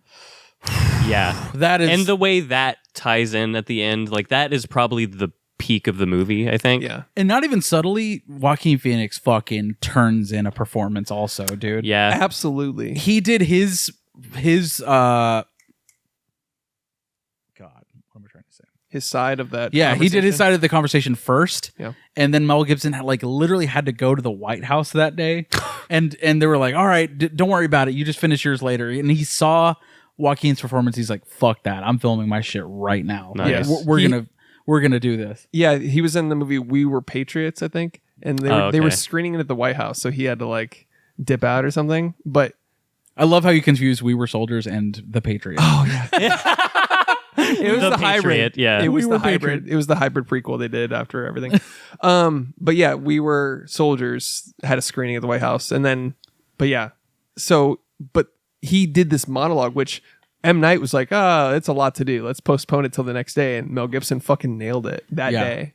He was like, Crazy. fuck that. On the day. Lock it in. Let's go. Let's fucking go. And that is one of the. This is just such a phenomenally executed movie from start to like all of the subplots working in cohesion together and their culmination it's masterful. Honestly, dude, it's that delivery where Joaquin's like, or what he's, I think Mel Gibson's like, do you feel comforted? Then what does it matter? Yeah. Yeah. Which sums up like so much in that sentence where he's like, yeah, religion's for you. Yep. Religion is, what is it? It's a your tool. personal perspective. It's a tool, it's not an whatever. overarching thing. I will say there are more than a few moments in this movie where the dialogue feels pretty unnatural.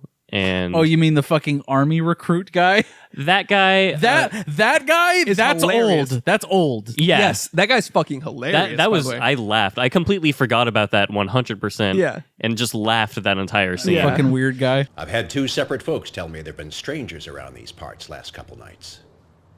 Can't tell what they look like, because they're staying in the shadows, covert-like. Nobody's been hurt, mind you, and that's the giveaway. I see. It's called probing. It's a military procedure. You send out a reconnaissance group, very small, check things out. Not to engage, but to evaluate the situation, evaluate the level of danger, make sure things are all clear. Clear for what? For the rest of them. You've got a few home run records, don't ya? You've got 2 minor league home run records, don't you? 5. Why aren't you in the pros making stacks of cash and getting your toes licked by beautiful women? I Fucking got weird. 5 Do you really have the strikeout record? Yeah, it's like, why would you ask that? Yeah. Why not just cast the guy from Full Metal Jacket at that point? Yeah. You know what I Yeah. mean? Marley Ermy, dude. Yeah. Where's he at? Bet you could suck a golf ball through a garden hose. Bullshit. There's that, and then the first scene where the cop comes over to their house. That dialogue feels pretty unnatural to me. So there's a couple. And her hat gets bigger. I hate that. Yeah. That's Yeah. weird. Props department dropped the ball on Then that he one. uses a taco to determine. Yeah. There's a sign. It was all a sign. Oh, yeah. Exactly. But I think like from the beginning of this movie, the visual storytelling and the breadcrumbing they do is so like even in the dialogue, like where something wrong, father, and he goes, I'm Not not father father anymore. anymore. But then also, he's like, I don't hear my kids, and then it's like the next like Dude, looking for him. what a fucking crazy scene with like the kids facing like the rabid dog. Yeah, It's like that's an uncomfortable fucking scene, but they Yeah. did it like really tastefully, really well. yeah, You know? dude. I'm just thinking of like how every scene is the best tease of the monster the whole time, and we all know it's the alien, but like the way you just it would be a shot of a cornfield, and you're always squinting looking for it. Yeah. And Dude, like even just the flashlight on the cornfield, like that leg. is scary. Yeah. the leg, the dude. Yeah, the leg. leg. Like, 100%. the way the flashlight is dying, and it's just like, just That is pure suspense horror. Like that is literally textbook perfect, man. it makes me want to rewatch it again already. Like Yeah. it's so masterfully executed. I think it's by far my favorite of his movies, but it's a masterpiece in suspense for me. I know it's regarded as nostalgic for some people, but I No, this is- genuinely think it's like underrated. Dude, pound for pound, this is one of the best horror films ever of all fucking time. Absolutely. And it's not because anything is like horrifying. It's tense, thriller, suspense, all of that with a genuine human story throughout. Yeah. That like grips you. But It'd be gripping though. there is child acting in this movie. Great child acting. Fucking amazing, dude. It's Rory okay. Culkin. Yeah, Rory Culkin's pretty good. Of Lords of Chaos fame. Yes. We really liked him in that. Abigail Breslin is okay. Her first movie. Dude, she's amazing. What are you talking about? They're too young at that age to be convincing actors. I just disagree so disagree. I just fucking see hard. a child saying what they were told to say. Dude. I don't. Wholeheartedly disagree There with was you a couple with Abigail, maybe, but she's fucking 3 or something. Or 4. Exactly. But like Rory was incredibly mature and executed his lines amazingly. He I was thought. good. Yeah. I thought he was like he played the older smart they- brother really well. And they give them just enough to like make it legitimate and they're not like carrying the film. Right. That really? You're just There- not Yeah. I just there was only one scene where I like it, granted we're talking about a child, exactly. but like there was one scene where she's like, they're on this TV dancing like this. Everybody's dancing. Like Yeah. it was still cute, but it was like, cute. it was a little awkward. But like the rest, I was like, this girl she's nailing it. I don't know. Like When she says there's a monster outside of my room, can I have a glass of water? Like the delivery of that. It's like a kid would say that. Yeah. And I remember I hated it. in that way. I remember it being in the trailer. You don't like kids is what you're saying. I guess. But I remember that being in the trailer and like seeing that so many times. I'm like, it doesn't feel like something someone said. It feels like something she knew she had to say. And I don't know, dude. I just disagree. I Yeah, thought she same. did great. And like the way, like the It's whole like- water thing. They're not supposed to be acting like adults where they have like emphasis on word. Like it's No, I she's get just that. saying words and she's a child, you know? Right. Yeah. I don't know. I think it's believable. I thought it was as shit. great. Yeah, I thought it was great. But you were talking about the vibes throughout, though. I wanted to talk about how the movie opens because it sets a tone setter from the beginning. Is just titles and the music. The music, 10 out of 10 on this. Yeah. Yeah. James Newton Howard, who we talked about last week, he did Collateral. Yep. Fucking amazing. Also did Batman Begins. But it's so iconic, and he was sent reference like Psycho, a few other movies like M. Night was like something like this, and the three notes, do-do-dun, do-do-dun, do-do-dun, is so like that motif. It's executed. He's like, throughout. fuck, I gotta do something real quick. Yeah, that motif is executed throughout though. Like when there's somber signs, when it's more somber scene, it's the same notes, just like more Dragged uplifting. out, yeah. And same goes for like the horror when it was like tense scene, it was da-da-dun, da-da-dun, da-da-dun. Like It just uses that motif throughout. It does, And but used perfectly. yes, but it opens with that, which by the way, we talk about this a lot, but how you start your movie, the vibe setter is so fucking important. And this was just titles with that music. And I think that was such a great choice because opening with the terror on full blast of the music over titles set this mood of like, okay, there is something ominous coming. There is something. Yeah.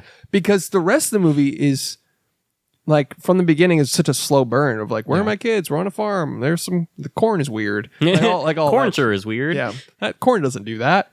That's not how I planted that corn. It's corn.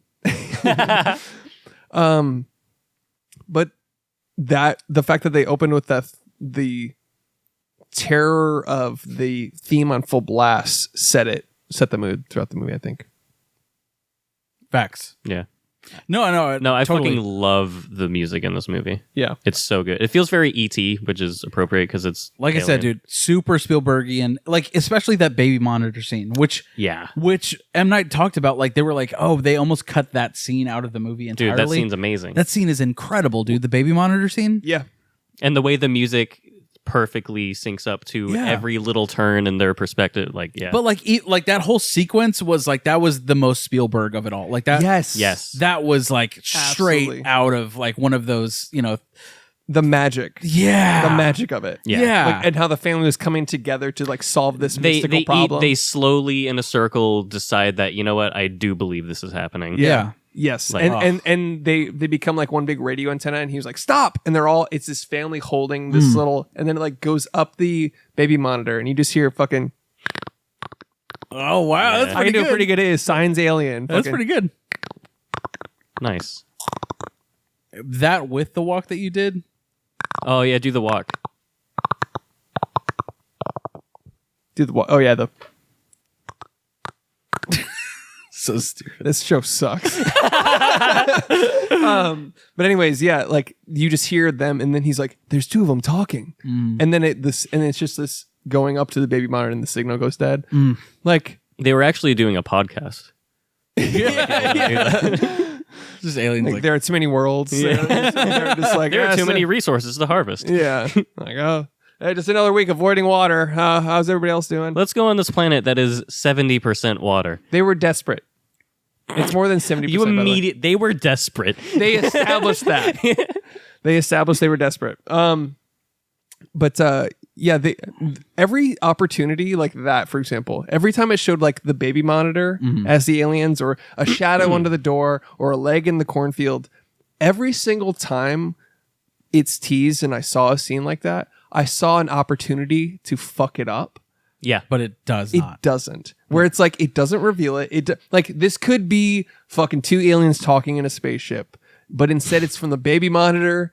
It's like from this force. It's all from their perspective that they can't access. Like their world.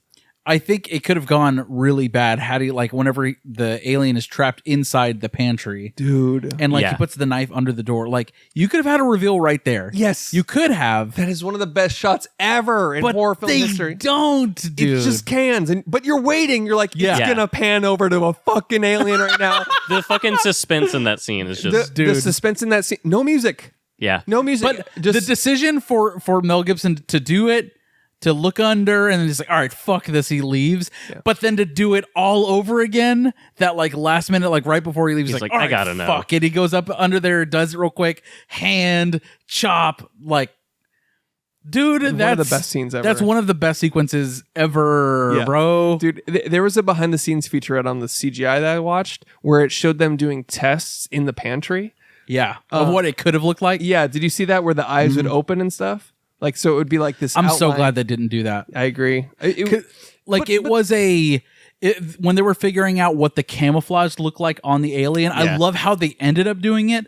But they were gonna do like a predator type, like right, where you have unknowingly been looking right at its closed eye and then it reveals opening. exactly. Yeah. So they were going to do something like that, which I'm glad they did not do. But I saw the test though, and I was like, that would have been sick to startle him though. Like if it was a POV shot from Mel's perspective, Yeah. and you're like, That'd you're be a just looking cool at cans, jump scare, yeah. similar to And then the cold- eyes open. yeah, Fuck. because like looking back at him, and then it scares him, and then the hand comes out. But you had to have the hand thing because it was like identifiable, but True. fuck, like the fact that there was no music during that whole thing too, like I'm so good. Just Him the shadow under the door, dude. Yeah, just the shadow under the door. The shot of him going under the door. Mel Gibson, like, dude, Yeah. that's great. And, It's that great. whole sequence. So we talked about the visual storytelling where it's like he's looking, doesn't see anything, and then the camera just goes over the knife, and you know exactly what's happening. Yeah. He's gonna take the knife, and then he looks at his reflection, and then he looks at the door. Like it's just so every shot is so intentional. Yeah. In this movie, and it's so fucking hard to believe that he does this, and then old. Where it's like this movie is so like This there's is about a science beach where we give people drugs to get them older. Yeah, there's this weird fucking Bermuda Science. Triangle beach where everybody gets yeeted into the afterlife quick. Thomason McKenzie plays a fucking 6-year-old. Like, Weird. yikes, dude. Uncomfortable. Big yikes. And then a fucking 4-year-old gets pregnant. Weird. Anyways, That's like an anime universe rules. We're like, oh no, she's not actually 7. She's 2,000 years old. Wow. no. Anyways, yeah, that scene was masterful. Like it's so hard. It's impossible to imagine. Like he did the same thing. That he did the same thing. Yeah. Where it's like there's no fat in this movie. Everything is so intentional and thought out. Yeah. It seems like even the first jump scare, the monster outside my room, kind of glass of water, like where you just see him. He's just like on top of a barn, like Bitch. Yeah. Fucking bitch. yeah. Fucking ooga booga. But I love the. I just hear him on the fucking roof going, "Fuck you, man." You know what I mean? Like he's just flicking them off. Do from the something, roof. bitch. fuck you, dude. Yeah. And then like the mysticism, like the aliens are hyped up so much without even seeing them. Like the way like he scaled the roof in a second. He's like, he's like, I'm pretty strong, and I'm pretty fast. This guy was just toying with us. Like those lines are just like, oh shit.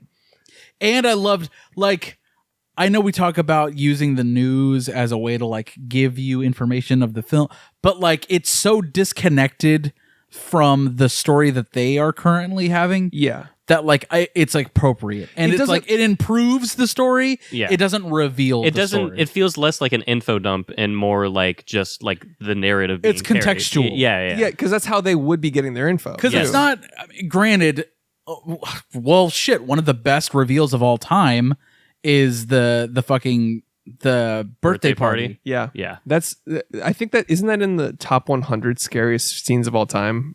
I mean, I would believe it. Unforgettable. Unforgettable watching that for the first time. Yeah. Yes. Yeah. That I remember that haunted me Yeah. so much that Like that's, we're talking about there's a Brazilian birthday party that happens where it's the first real shot of the alien. Yeah, because like up until this point, you're just seeing the lights in the sky forming all at once, and you know they're not moving, and like they're cloaked in a certain way. And this scene, it's like breaking news. Footage has been obtained from this birthday party. The startling footage we're about to show you was photographed by a 42-year-old, Romero Valadares. This video was taken yesterday afternoon at his son's 7th birthday in the city of Passo Fundo, Brazil. It was sent to the local news bureau there and sent to us via satellite just a few minutes ago. All initial opinions are this is genuine. What you're about to see may disturb you.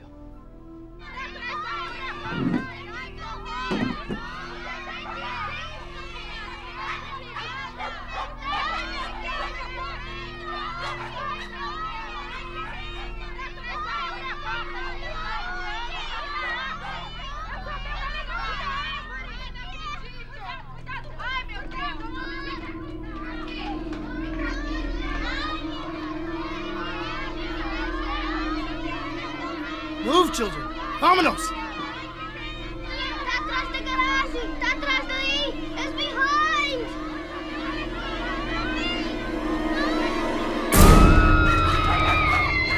Oh!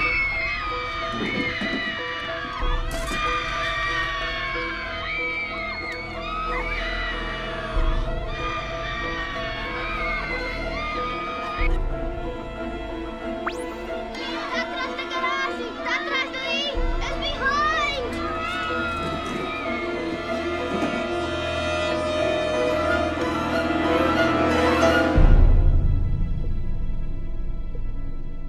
It's one of the most memorable scenes of all time because like it starts, first of all, like it's like the bushes are swaying a little bit and the camera zooms in And they're all you're just screaming, like, what the screaming fuck? children. Screaming children. And you're trying to focus on like whatever they might be looking at, but you can't tell for the first while.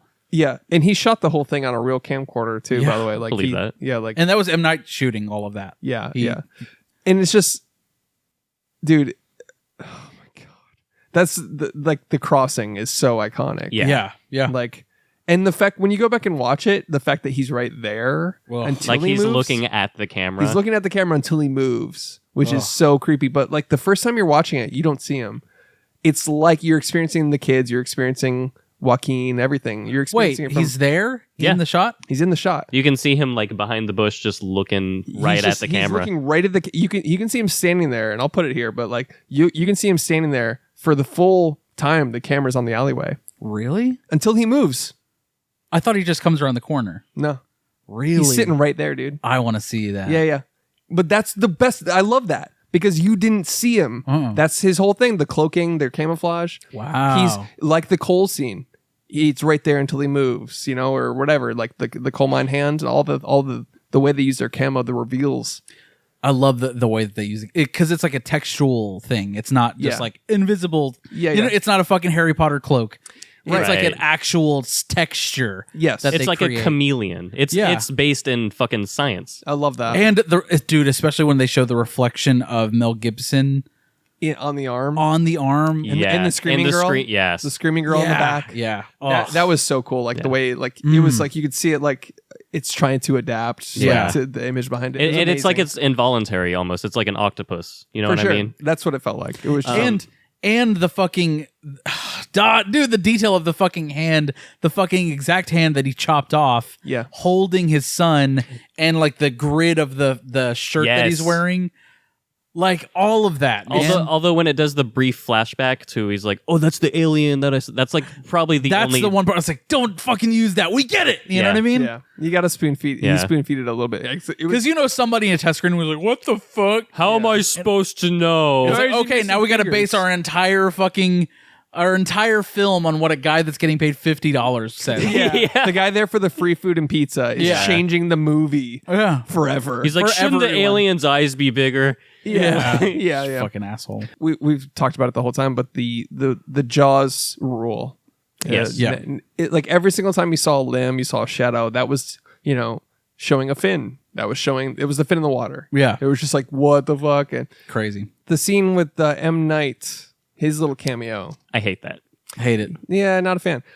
But this one was it It was the least egregious of them all. I feel, yeah. There's also the element of, hey, why aren't you in jail? You killed a woman. Involuntary manslaughter. Yeah. Yeah. I mean, you know, He just fell sometimes asleep. Sometimes they get off. Tom, I'll need a ride home.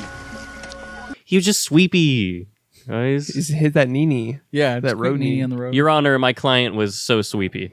The wife said it was meant to be. So, Your Honor, my client was just chilling so hard. sorry, I didn't know your client was chilling like that. Damn, I didn't realize he was chilling so hard. But yeah, Your Honor, my client is literally innocent. Go off, I guess. But his cameo, a fun little fact about it was It's giving, not guilty. Your Honor, my client's giving, not guilty. Anyways, M. Night's cameo. Fuck you. Fuck off. Your Honor, my client is so not guilty, and that's on God, no cap. Our defense is bussin'. Line the fuck Thank up. you. Fuck it, dude. My fun facts don't matter. Just go for it. Go for it. No, fuck it.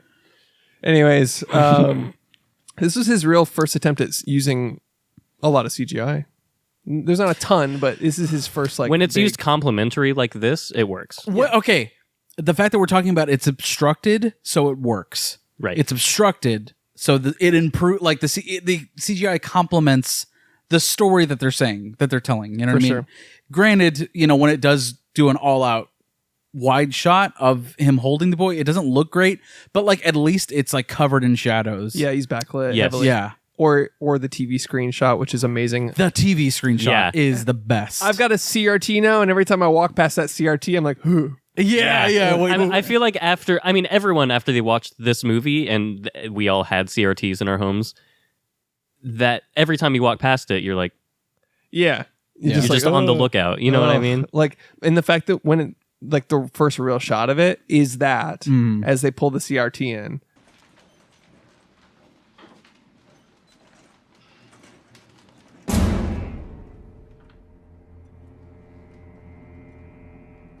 And it reveals him. And it's there. so shocking. And it's like, so shocking, and he's still silhouetted, but then there's this shot of that it zooms in on him. Yeah. And on the alien, and I was just like, oh, that's such a good shot. Which is, in my opinion, one of the only gripes of this movie is like they show him a little bit too much during that scene. Yeah. Like he's obscured so perfectly. They kind of need to though. Like they've edged us so hard. True. especially if the alien is front and center in the same room as the whole family. That's true. You know? But I like that he was backlit and you could still he was still obscured. There was one shot when the water first spills on him and he goes like that. Mm-hmm. Yeah, and that was cool. That one, it's cool, but that's the only goofy looking shot to me. Like really goofy looking. I thought that they actually did a really good job. Dude, this is 2002. You know what I'm saying? I know. It looks better than most fucking Marvel movies. Yeah. Shout out to ILM, Industrial Light and Magic. I was like, what? Yeah, they do. They're the most IBM. famous- Ah, yes. They're the most famous VFX company in film like ever. They did all of Star Wars. And you're on a movie podcast. Just by the way. Look, I'm the anime member of the podcast. The cornfield and the farmhouse were all built from the ground up. Well, how the fuck else did it get there? It could have been shot on location. Yeah, they built. Yeah, it. they still had to build it. Yeah, they built it for the movie. Asshole! Shut the fuck up. The house Well, of was course, it was built at some point. Fuck you. I'm not wrong. the house was red, white, and blue. By the way, Like an American flag. no. It was a sign. A symbol. A metaphor. Americana. Oh, and it's a farm, and it's and corn, they're white people. and it's a white family. So The artwork in the book, the alien book that's referenced, Oh, which is like their Bible essentially. Uh-huh. By director like what was it? The Dr. Bing Bong or something. What was Really? it? Yeah, something No, like it was a weird name, and I mean Mel Gibson's character makes a joke about the name. He's like, "Oh, let's see what Dr. Booma thinks or whatever." Yeah. And then Rory's like, "Dad." He's like, Dad, you're not taking this seriously. gotcha. Which, by the way, this movie is hilarious. It's Yeah. really funny. It's like the humor really shines through, like The walking fucking- sarcasm. The aluminum foil on the The head. aluminum foil on the heads is like iconic, but also just like even the scene with an alien in the pantry. Yeah. Mel's like, we've got your friends in a paddy wagon. He's like, fucking idiot. I'm gonna beat your ass, bitch. Yeah. Joaquin Phoenix, dude. Holy shit, is he funny in this movie? Dude, yeah. Excluding the fact that there might be a 7-foot Scandinavian woman on the like, he's like, what else is a possibility? Right. Yeah. The movie's hilarious. Really funny. I'm insane with anger. I'm losing my mind. And then Joaquin, Gonna beat your ass. Gonna beat your ass, bitch. I cursed. Yeah. I heard. The fact that the whole movie, you don't have to know that he lost his faith, but it's alluded to so well, where it's like he used to be, like, everyone's, like, the town scene, for example, where they all split up. And he goes to the pharmacy, and it takes like a fucking hour. Yeah, he goes to the pharmacy and has a funny scene, another funny scene there. And then Joaquin, you get backstories, like, the town was like character development, the scene. Yeah, you could tell it's like the smallest town on earth. Yeah. I mean, Mel goes to the pharmacy and you get to hear, like, you're still a father. I'm still going to preach to you. Joaquin goes to the military Army guy. recruitment office. Yeah, for some reason, gets a pamphlet and then he's like, you've got 5 home run records, don't you? He's like, you hold 3 home run records. He's like, actually 5. And then you get that backstory that he's a fucking swinger. He's a heavy hitter. Also, 507 feet for a home run. That's like Mickey Mantle numbers. Really? That's like hard as shit. Fucking crank that shit. Yeah. But, and then the kids, you get their backstory of, like, they're the curious, like, inquisitive, investigative ones. They go and they get an alien book and all that. But, and she's just tagging along. Yeah. With her water. Yeah. Another foreshadowing, but yeah. Yeah. Really dude, the way that everything comes full circle in that way, where it's like she provides the water, all the glasses of water that spill on the alien. He has the asthma because his lungs needed to be closed. Exactly. That. Yeah. The fucking baseball bat on the, like, right next to him on the mantle. Come on, man. Like, all of that coming together. And Mel Gibson being the one to see the signs. His return to faith. Exactly. With all, like, and even the editing is so masterful in that because first of all, you had 3 simultaneous storylines all coming to fruition at the very end. Yeah. One being the crash scene. You get that. You get the terror of an alien being in the fucking living room. And then the third one, it cuts back to his monologue. Yeah. Which type of person are you? Yeah. With Cutting the music, between all 3 of those, dude? That's masterful. Come on. Like, that's editorial fucking...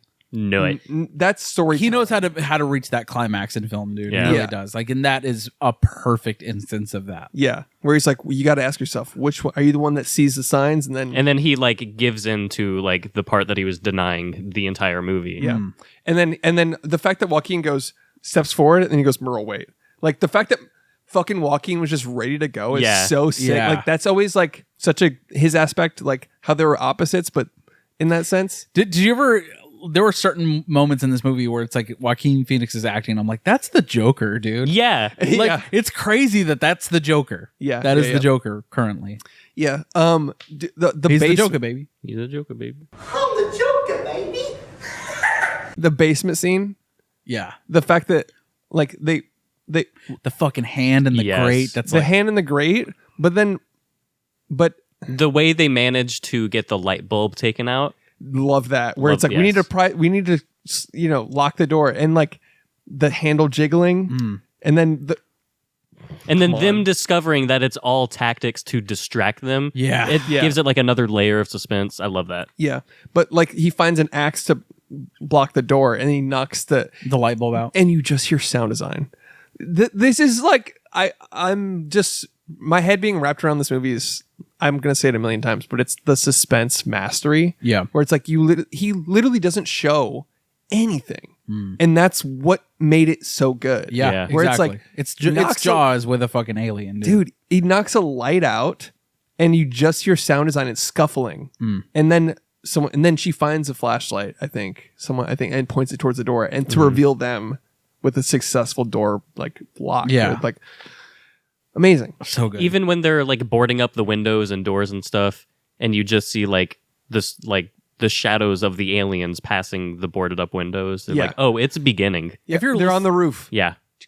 Oh, come on. If you're listening to this episode and you're not ready to immediately watch Signs right now, like, fuck you, dude. Yeah. Like definitely watch this movie ASAP. Yeah.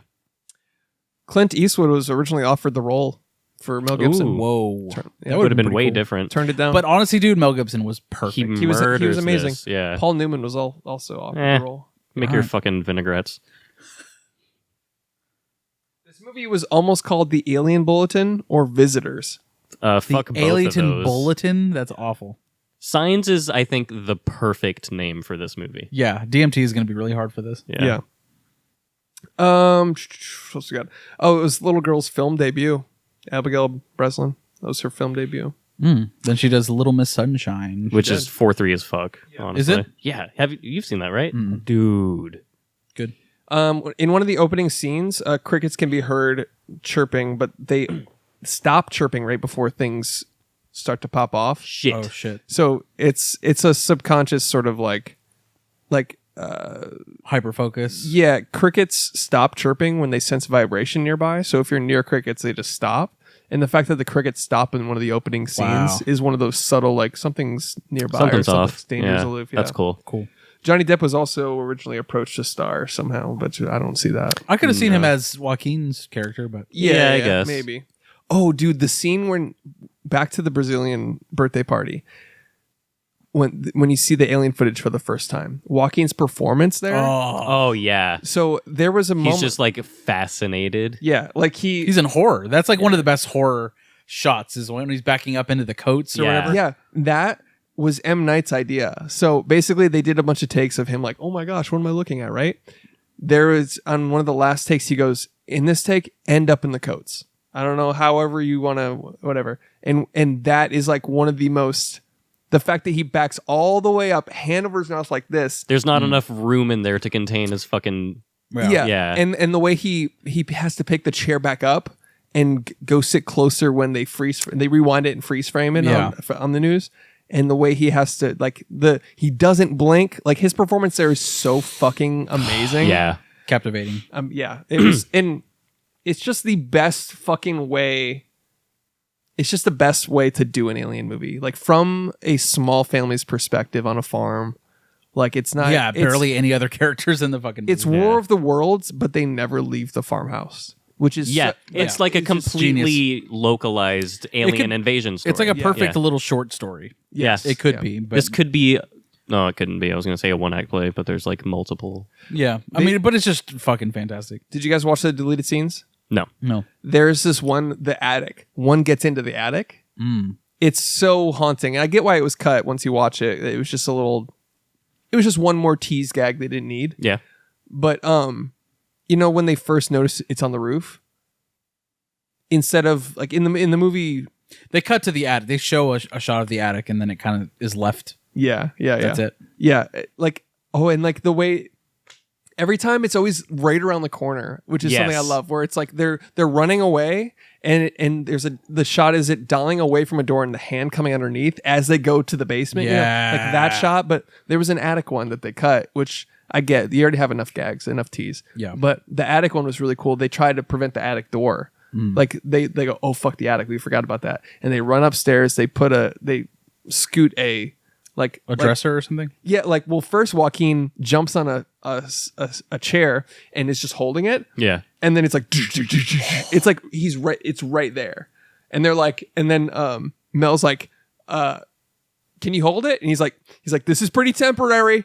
And then they fucking scoot over like this huge dresser, this huge shelf that like makes it's just enough room. Just enough room so the attic door doesn't fully come down, but it's like, it's so violent. It's really crazy. Like, they put the thing there and then there's like this pause, and it's like like shit. The alien is fucking pissed. Sounds unsettling. Yeah, it's like so unsettling, but then they go down after that, and then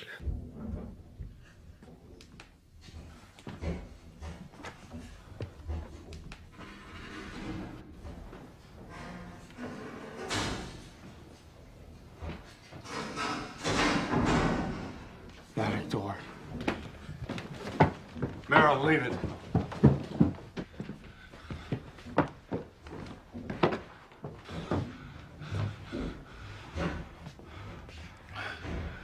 It's too late. Let's go down.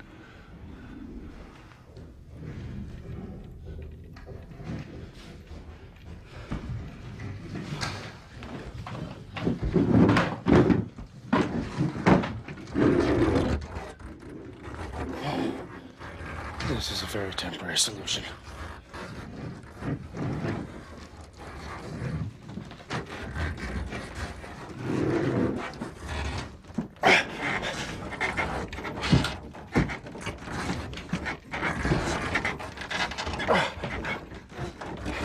Yeah.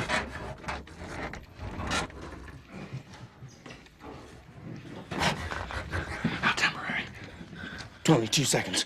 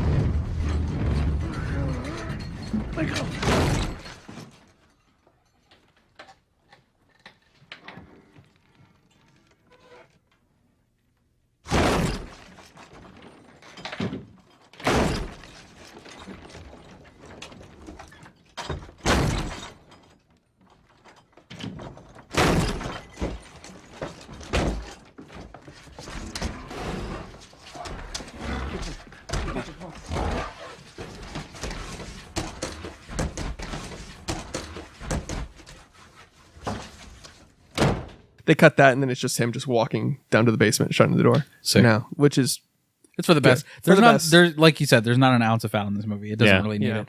I also thought, dude, like as whenever they actually end up at the house, they board up all the doors and shit, and like it's the whole you're not seeing it, but like in your mind you're creating the scenario where it's like they're looking inside the interior of the house through the living room, and then you hear the alien walking outside. It like hits the chimes. Yeah. And it's like it's just walking. And the camera's just panning on the wall. Yeah, it's just painting on the wall, but it's like the sound design and like them looking at it, it's like And he goes, should we turn the lights off? He goes, they already know we're in here. Yeah. Oh shit. Come on. Shit. We're like, why? And make it spookier for us? Shut up. Yeah. And then the way like he's talking to Abigail, he's like, you know, when you were born, which by the way, those two stories he tells about their birth was actually the birth stories of M. Night's kids. Oh wow. But he was telling those stories. He's like, you know, when you were born, and then Muriel's in the background. They're on the roof. Yeah. And she's like, you didn't cry.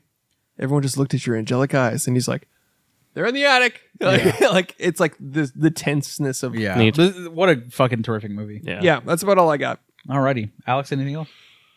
No, there's another brief bit of like odd dialogue or maybe just like wrong casting or something with the when they're in the bookstore and the lady's like, yeah, we got exactly one copy of the book you're looking for, and we kept it just in case some city folk came in. I really didn't like that. Yeah, unneeded. That's about it. It's a book. It's a bookstore. Yeah, just have the book. It's in your have a store. book. I think we do have one on. We have exactly one that we got on accident, by the way. Well, I guess maybe that's like in line with the miracle. Coincidences. Yeah, the miracle. There are no coincidences, as he says. Either you're one or two people, you know. Yeah. Alrighty. Is it cinema with Marty Scorsese's boys? We have to determine whether or not 2002's Signs by M. Night Shyamalan is in fact motherfucking cinema, BB. I'll go first. It's fucking cinema as shit. Yeah. Alex agrees. Chris? Absolutely, dude. I need this motherfucker on 4K, bro. There's not a 4K. I know, it fucking sucks. There's not even a steelbook, I don't think. Nope. There is. But Really? it's an import situation. Of course it is. You have to buy the Portuguese steelbook. Right. So not bearing the lead is at 4-3. Absolutely. It's one of the best movies in general to me. It's one of the best alien movies ever and one of the best movies ever. So fucking good. Alex? You know, right after I watched this movie yesterday, I was firmly in the camp of cinema, not 4-3, because I was just dwelling on the blemishes that I mentioned. But the more I think about it and the more the themes perfectly tie together and how suspenseful it is, I gotta say it is 4-3. Oh my god, we almost had a not 4-3. This is fucking 4-3 as shit, dude. Hell yeah.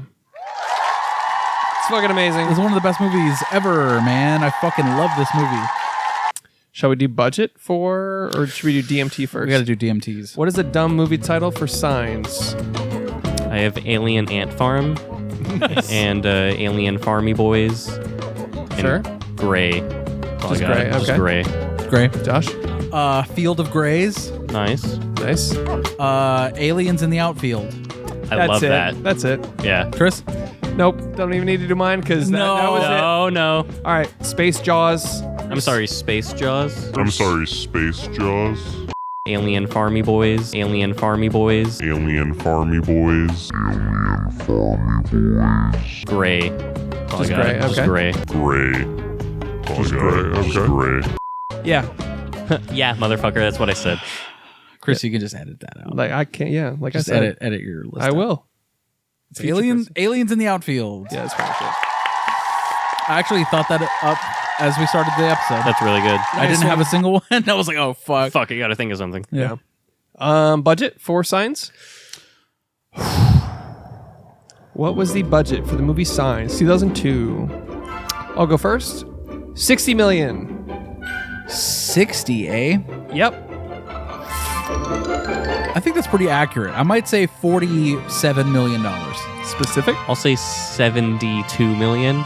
Alexa, what was the budget for the movie Signs 2002? The average budget of sci-fi in 2002 Oh my God. is Alexa. 13 million. By the way, The Rings of Power is coming out. Yeah, for real. Alexa, what was the budget for the movie Signs? Now my bedroom is answering. This might answer your question. Okay. The budget for the movie Science was $260 million. No US way. dollars. No, it wasn't. Bullshit. Yeah, no way. Hold on. They're like, we planted some corn and it actually cost $200 million to plant corn. Boom, ba-doom, boom. How much did you say, Alex? 72? What is it, like 14? Holy shit. Is it 72? 72 million. No way. Well done. Is that the first time I've got it like right on the dot? Yeah, Holy yeah. shit. That wasn't a round number? Yes. Holy Fuck. shit. Congrats, man. I really did it. How much was Fuck. Mel Gibson paid for his role? Ooh. 21 million. 21? I'm going to say 14. $25 million. Fuck. Dude, bro. what a fucking bag. Dude, That's a bag. Jesus. I'm a quarter of your movie budget. I mean, shit, dude. Honestly, more power Worth to it. him. More than a quarter. Jesus. Anyways. That's very money grubbing of him. Interesting. Anyways. Become that which you hate, eh? All right. Anyways. What else we got? Actor game Mel Gibson movies? Sure. And Joaquin Phoenix. We can do that too. Sure. Mel Gibson. Fuck. So you won. You go ahead. Signs. The Patriot. Lethal Weapon.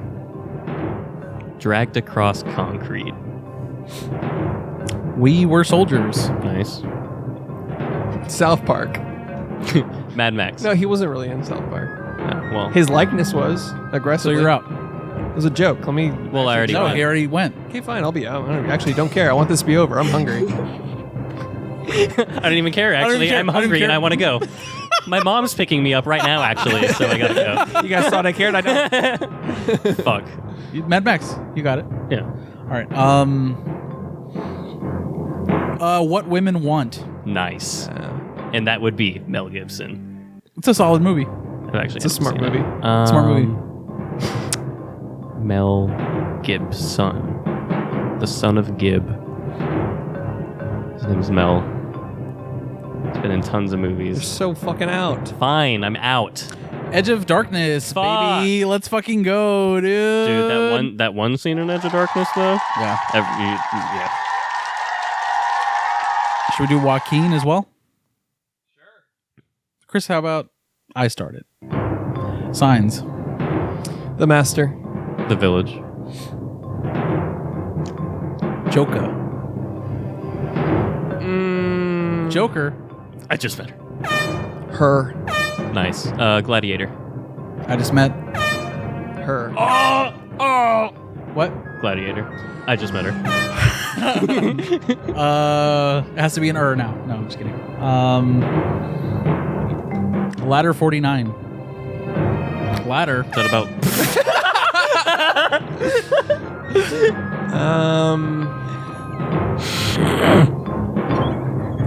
We're a shit podcast. Yeah, genuinely. Shit. Joaquin Phoenix, baby. I'm out.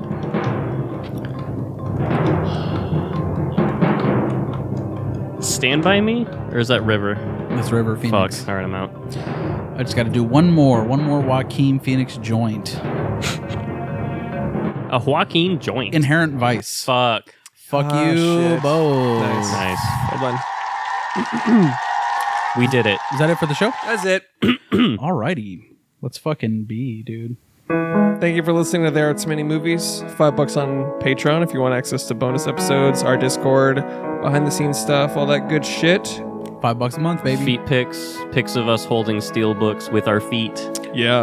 I'm gonna fucking post my steelbook collection in the Patreon. Come to the Discord, come hang out. I have $5 way a too month. many. Yeah, but I have more though. Is the thing? I don't think so. I genuinely fucking disagree. Yeah, you have more. B. Later, toads.